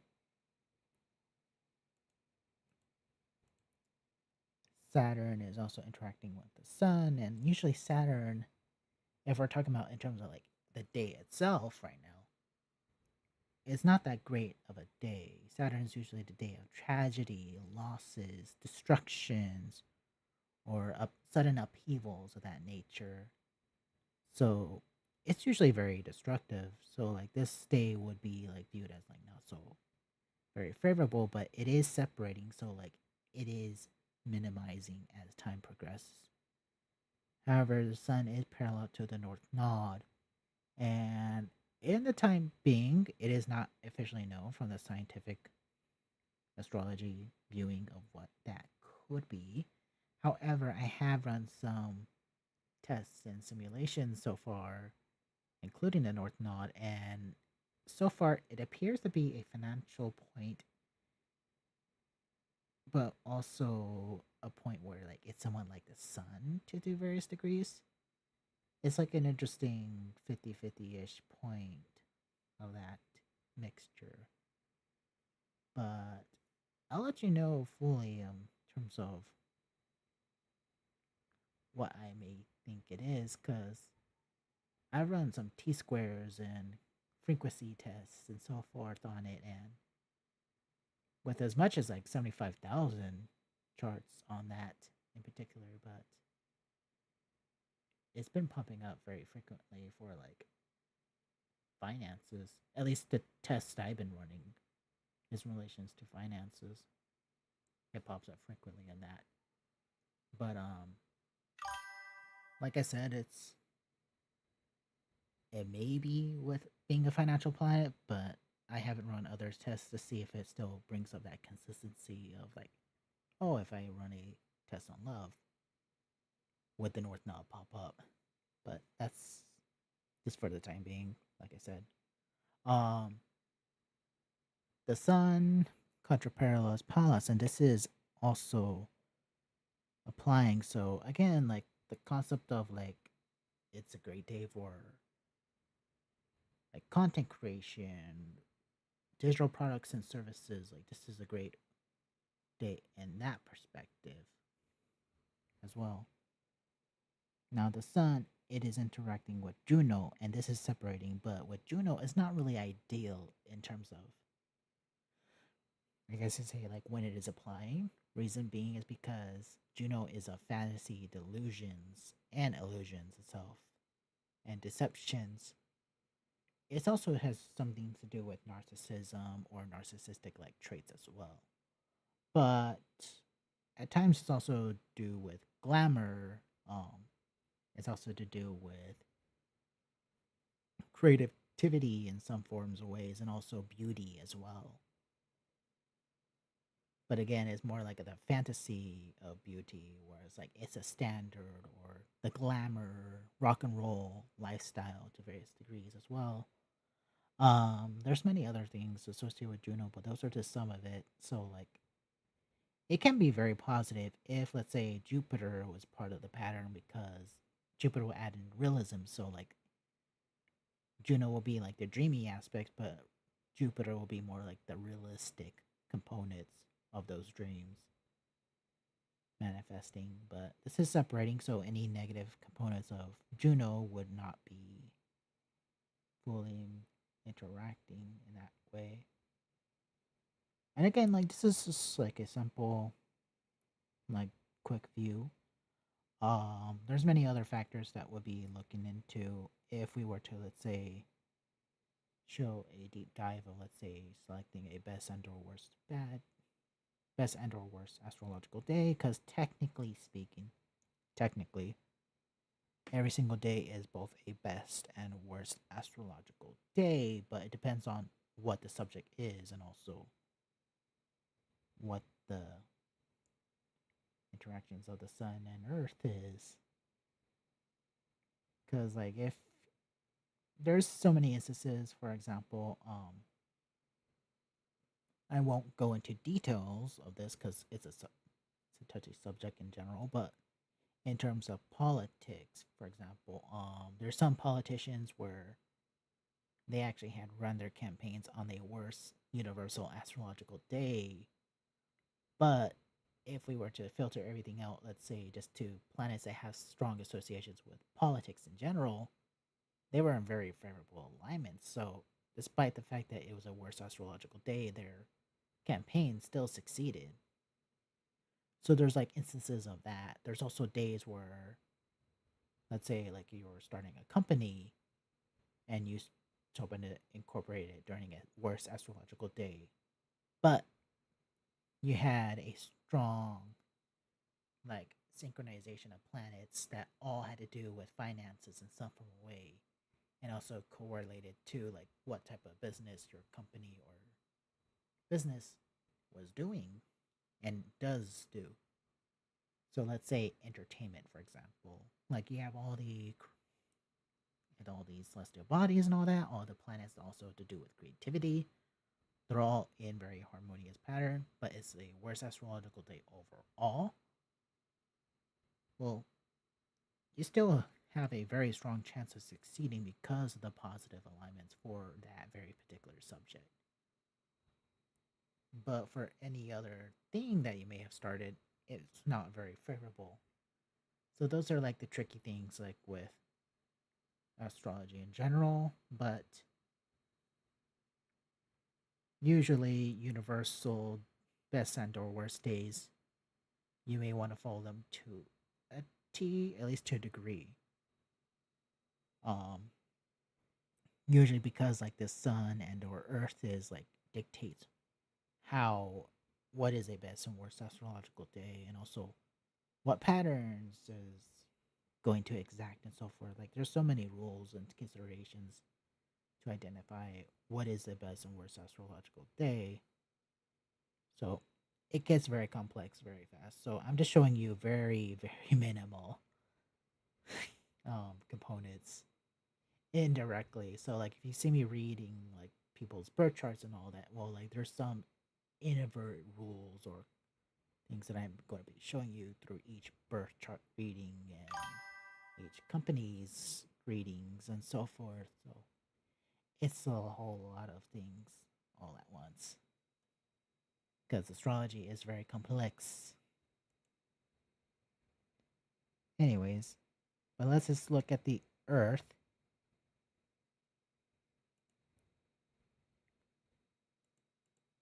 So Earth is interacting with Venus and also with Jupiter.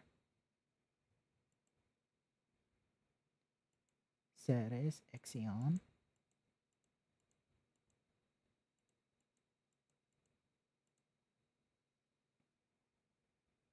Quar, and Varuna.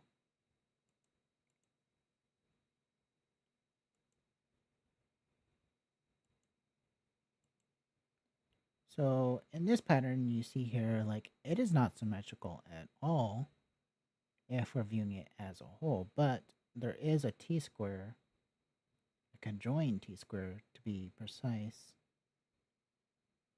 of roughly two of them. So since this is the symmetrical pattern over here, it's not very favorable.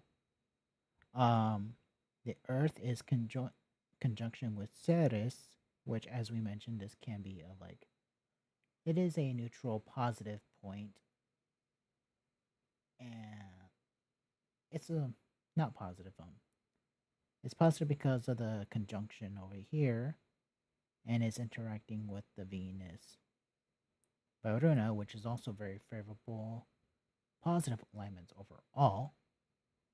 But the fact that this is also a negative amplification, while this is a neutral amplification, this is also just a minor beneficiary planet, while these are all in beneficiary alignments. It kind of or it just amplifies a very unique scenario where like it's more likely to be maybe negative because Varuna is a bit more stronger than Venus to various degrees, but also it's in a positive alignment.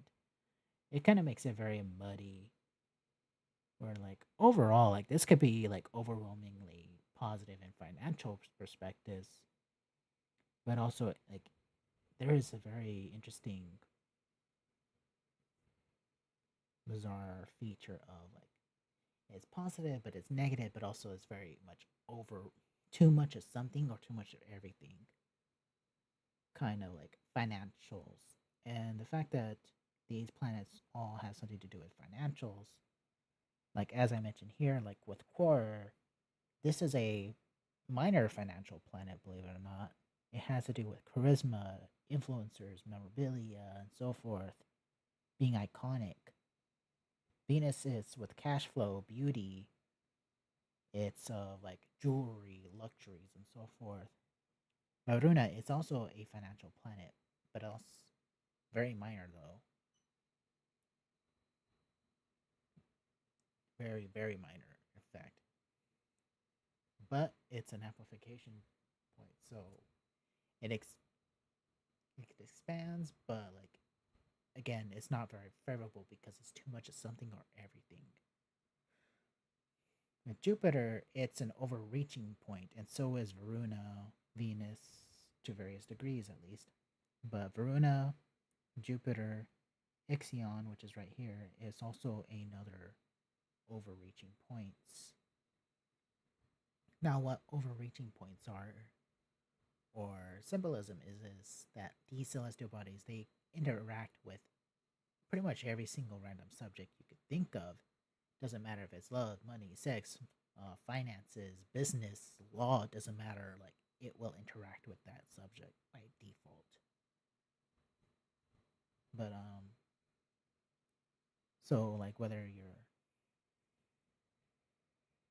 anyways, I didn't know where I was going to go with that, but with that in mind, Jupiter it is making minor enhancements over here. So like it's helping out Venus, but it's very minor. But it is still very beneficiary or ideal to some various degrees.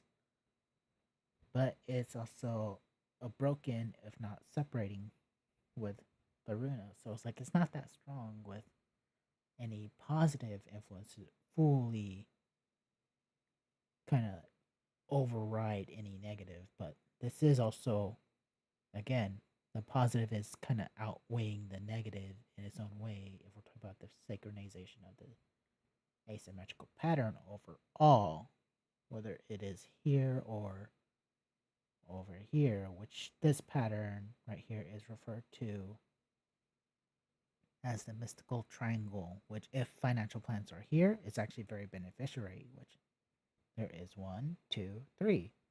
So this pattern is actually very good in that perspective. But if we're talking about this T-square over here, it's not really that great. And though Jupiter is in a negative alignment, it's actually not that bad. Because Jupiter is still very positive, but it's very on the lower end of negativity. But with Vesta, it's amplifying that neutral perspective, and since it's now in the negative component, is now pushed a little further into its negative or red perspective. With Core, it's also in the negative light, and also with the Earth, it's also viewed negatively as well. So, like, though Jupiter is kind of helping out, is not that helpful in the positive, like, energies to various degrees. And with Ceres, like, we're seeing, like, maybe selfishness is going to be more likely to manifest. We're seeing materialism, unethical behaviors, business first, relationships after type mentalities as well. What core is most likely to be like memorabilia, like being seen at your worst, or you're more likely, or the person who, if they were being born this day, they are most likely to be an individual who's like definitely memorable for being very selfish or materialistic or goal centric in some form of way. They may be helpful and caring to various degrees, but like it's not really going to be viewed very favorably in their image, or they're not going to be seen very favorably overall. But that's just some of the key things about that. And so let's look at another synchronization within this dimension. So,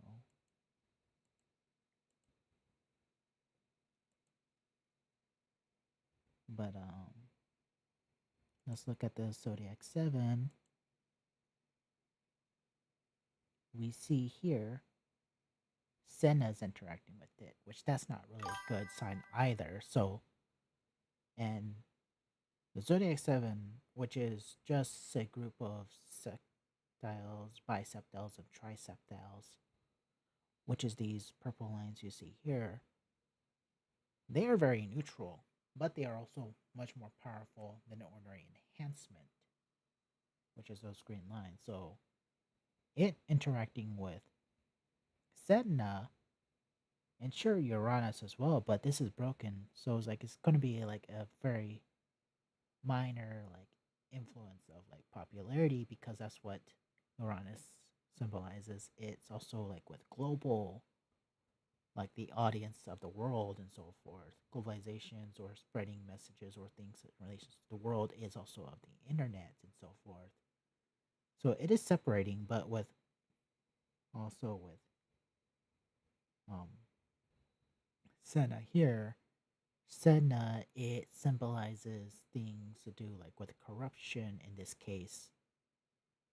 It's of like also of success, ambitions, and determination and all that, but it's very much of like key components of success and finance that lead to corruption. It is also like pornography, it's violence video games, it's criminals to various degrees. Um, it even has some associations like with the various types of like narcissisms and things of that nature. So like it's not really a great celestial point. Like for example, what like it has a strong associations to various degrees, like with Sagalis, which is a type of narcissism or a way of viewing it.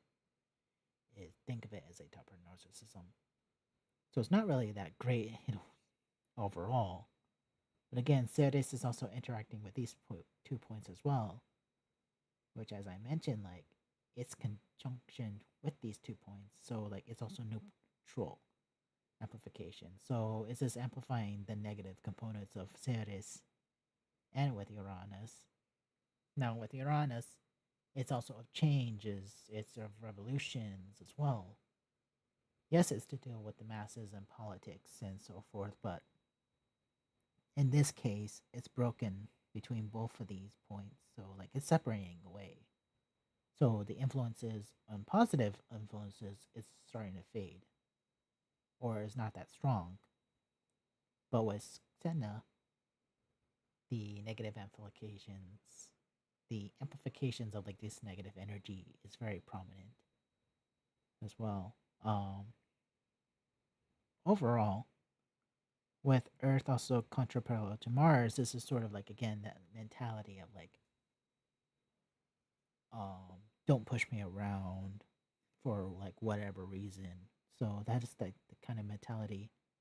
But it's separating yet again. And Jupiter is also symbolic of peace, benevolence, and so forth, but that's also separating. So like the influences is going to be very minor. But with Uranus, it is applying to the Earth. So this could suggest like popularity, internet, success in entertainment and through the internet, or showing to the masses or influencing the masses in some form of way. Like that's sort of like what is going to go well overall while this lasts. But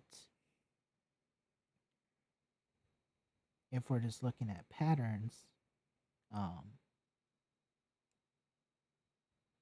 let me just show. So we see like another grand trine over here with Pluto. It's with Peleus and also Senna and Uranus right here. So like this would like be overall very positive, like with determination and also with like the success components, like finance wise, this is very positive. Now with Peleus, um, there's not much known in the moment. Currently, research is being done around the celestial body on what it may truly symbolize. But it completes the pattern, and since we know this has something to do with success, it's kind of fine or somewhat fair to say, like, the synchronization or power of success or determination and drive or having control due to success and so forth, like that's going to be overall very positive nature if used wisely or you put the appropriate work towards it. And that's pretty much it of basic symmetrical patterns. Let me see if I can pull. Yeah. Okay. Yeah, so I'm just going to show you a variety of Blink examples that I drew up.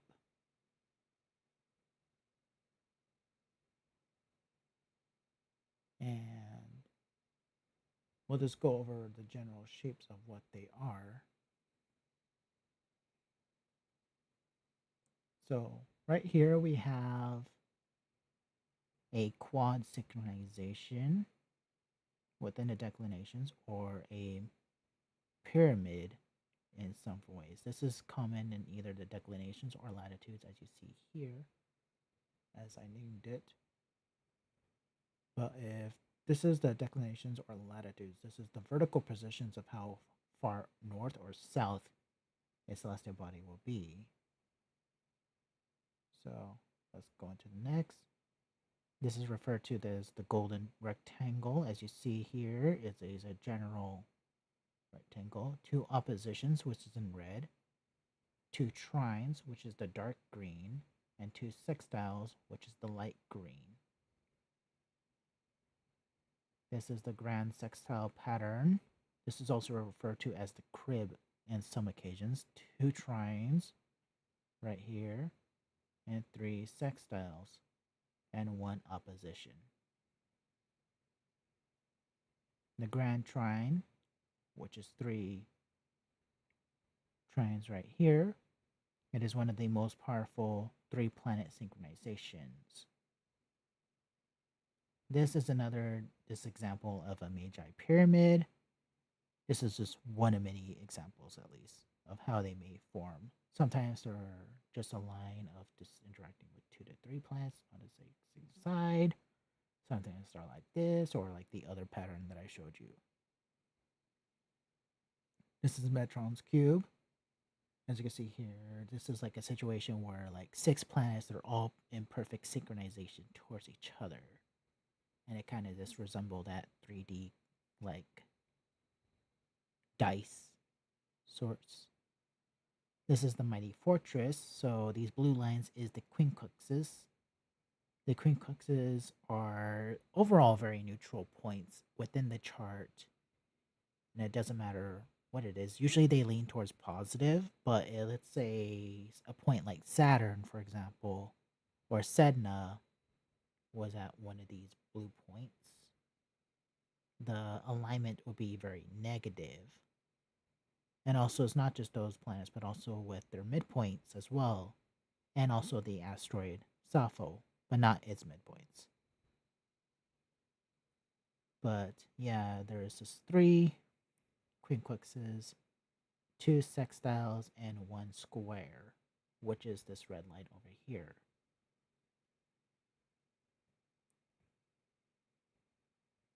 Okay.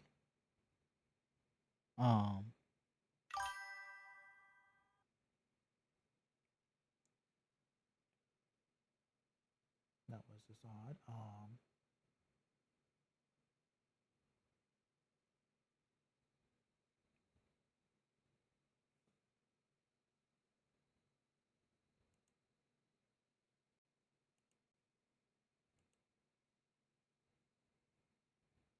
I do not know what that was.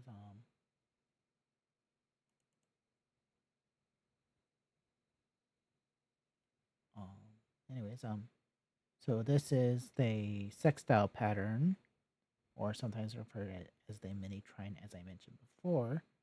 2 sextiles and 1 trine. Obviously, this is referred to as the Star of David in some texts, but also, again, this is I've seen this also referred to as the Metron's cube as well. Not often, but sometimes. Here is the castle. This is also referred to as the letter from time to time. As you can see here, there is 4 trines, 3 creating the grand trine over here. Along with this line over here, there is also 4 sextiles and 2 oppositions. Now we have the dragon. This point usually pops up when we do compatibility charts, or even in some cases of like looking at personal transits, like this pattern is more likely to occur. But on some other occasions, this is also common to find with some individuals' birth charts as well. This pattern is created by 3 quincunxes and also 2 trines, 2 squares, which you see right here, and 2 sextiles, and 3 semi-sextiles, which are right here. Now, if, let's say, this little thing, the name of the dragon can slightly change or vary depending on what planets are involved, and create this between 2 charts. So if, let's say, you have a bunch of like planets that relate to love, then it's called the love dragon pattern. You may see it as a sexual dragon, or even as a money dragon, but usually like it's a very strong bond between these 2 individuals if this pattern is present. This is the flying eagle, 2 trines, 2 quincunxes, semi-sextiles, and 1 square. Now this is the Grand Cross. This is one of the worst patterns to exist if you're dealing with it. It is 2 oppositions and 4 squares creating this pattern. So it's very one of the most worst possible alignments to deal with. But if you're dealing with it, usually you may want to consider like just avoid doing whatever it is that creates these points. So let's say if they are financial planets, you may want to avoid or reconsider like pushing the date of what that activity is, if it relates to finances or sex or love or whatever the case may be. Here is the Invincible Fortress, 2 quincunxes, 1 trine, 2 semi-sextiles, and 1 opposition. Now this is Invisible Spearhead, one of the versions of it. So there's 1 opposition, there is 2 semi-sextiles, 1 sextile, 2 yods, and 3 trines. This is just another version of it, but this time there is 2 sextiles, 3 sextiles, and 2 semi-sextiles, 1 opposition, 2 quincunxes, and 3 trines. 1 without. So 1 sextile, 3 trines, 2 quincunxes, and 1 opposition. Now this is the Iron Butterfly. This is 2 quincunxes, 1 trine, 2 squares, and 1 sextile. And of course the Kite, which is 1 opposition, 3 trines, and 2 sextiles. Now this is known as the Magical Fortress. This is also referred to as Pandora's Box, which is 4 quincunxes, 1 grand trine, 2 sextiles, 1 semi-sextile, and 2 oppositions. Not opposition, squares, my bad. And the Mystical Triangle, which is 1 trine, 1 quincunx, and 1 square. And this is an ordinary spearhead, which is 3 trines, 2 quincunxes, and 1 sextile. This is a T-square, which is 2 squares and 1 opposition.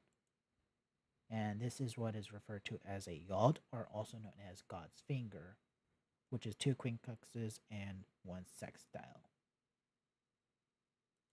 So those are just some of the patterns that do exist.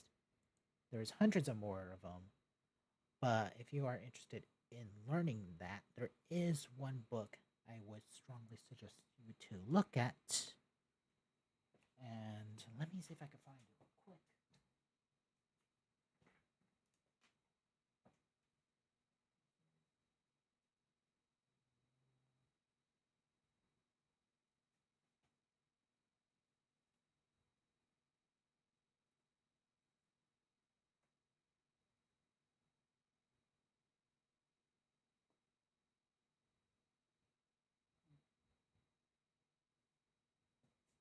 Okay, so in the moment I cannot get it out of the bookshelf, but it's called Aspect Patterns in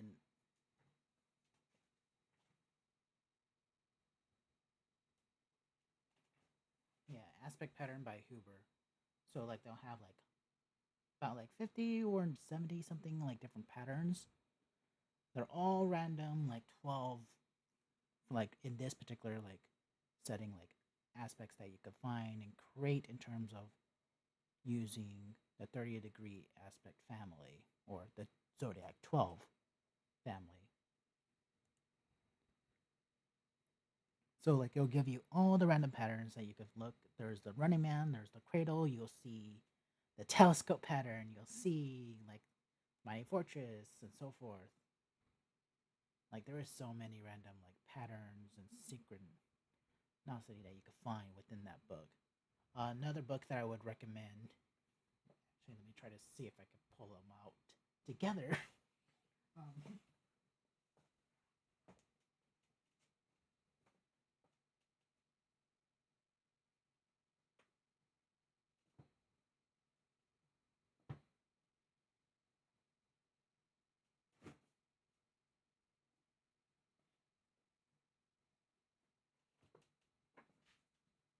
okay, so I got them out. So these are the three books. So Aspect Pattern Astrology by Huber. So Bruno, Louise, and Michael Huber. And it looks like this. Within this book, you actually will see all of the patterns at the very end. So here's a sum of the patterns. And there is like plenty others as well. This is at the very end, but like you learn how they're shape formed, why they're called those particular shapes, and so forth. How they interact in terms like of the psychological components. Another one is managing your T square, planetary aspects, managing your T square, and also the Yod book.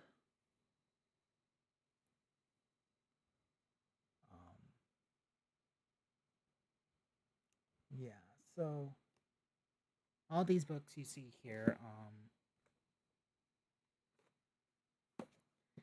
these books are actually very common to find in most astrology schools in terms of like what they use as textbooks. So like if you get these three books, you're going to get pretty much a very good solid foundation of what's common in terms of like any random school of astrology is most likely teaching you. And also you get to know and identify any and all possible random shapes. Though do know like not every single pattern is going to be there, but you'll get a good idea of what most of them are. So yeah, those are just some of the books I would highly recommend you to obtain if you're learning or interested at least the geometric perspective of astrology, which is like what I focus and do. These books would help you out in that perspective. Um, there's many other books that I have. In fact, pretty much all of these books over here you see behind me. There's some books over here that you don't see, but it's another bookshelf. But yeah, I have a lot of books. And they're all from different schools of astrology or thoughts and so forth. um, that I put to the test, or I use them as for additional advice and so forth. But if you are interested in astrology, I would strongly recommend this book as a starter, along with these two. I would strongly recommend you to start with this just because one of the common things that most astrologers would typically struggle with the most, or avoid if necessary, or if possible at least, is the aspects. In this case, be tackling this pattern. You'll be tackling it much more straightforward, and these books actually make it a lot more easier to focus on that. There's another book that I would recommend, and it is by Susie.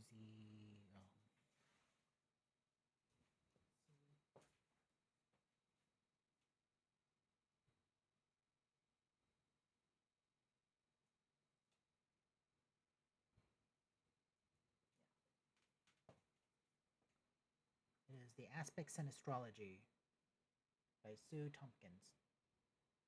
This is another book that I would highly recommend you to read if you're interested in learning astrology and want to learn more about the celestial geometry. This book will provide you the basic information in terms of how the aspects will be interpreted. Though do know from the version of astrology that I do, these can and will vary significantly. But for traditional astrological perspectives or mainstream astrology, you want this book without a doubt. So with this, let me put this away.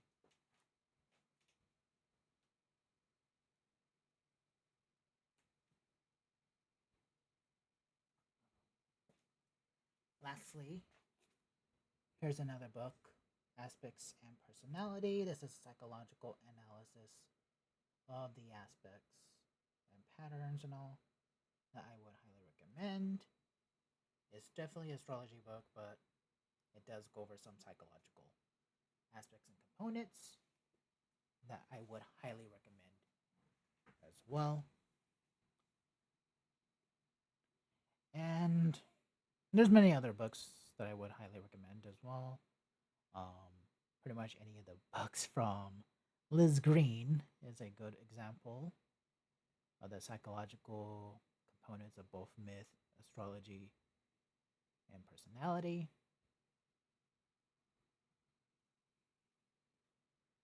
And so forth. But that's in terms of quote book recommendation. Well, they are books, but with books recommendations, I would highly recommend you to start with these, as I mentioned. But if you are interested, but if anyone is interested, I probably could start creating a form a book list of like what books you should probably read first to all the way to like last if you're interested in learning astrology or a very particular niche of astrology. You'll be organized in that kind of manner from beginning to all the way to advance.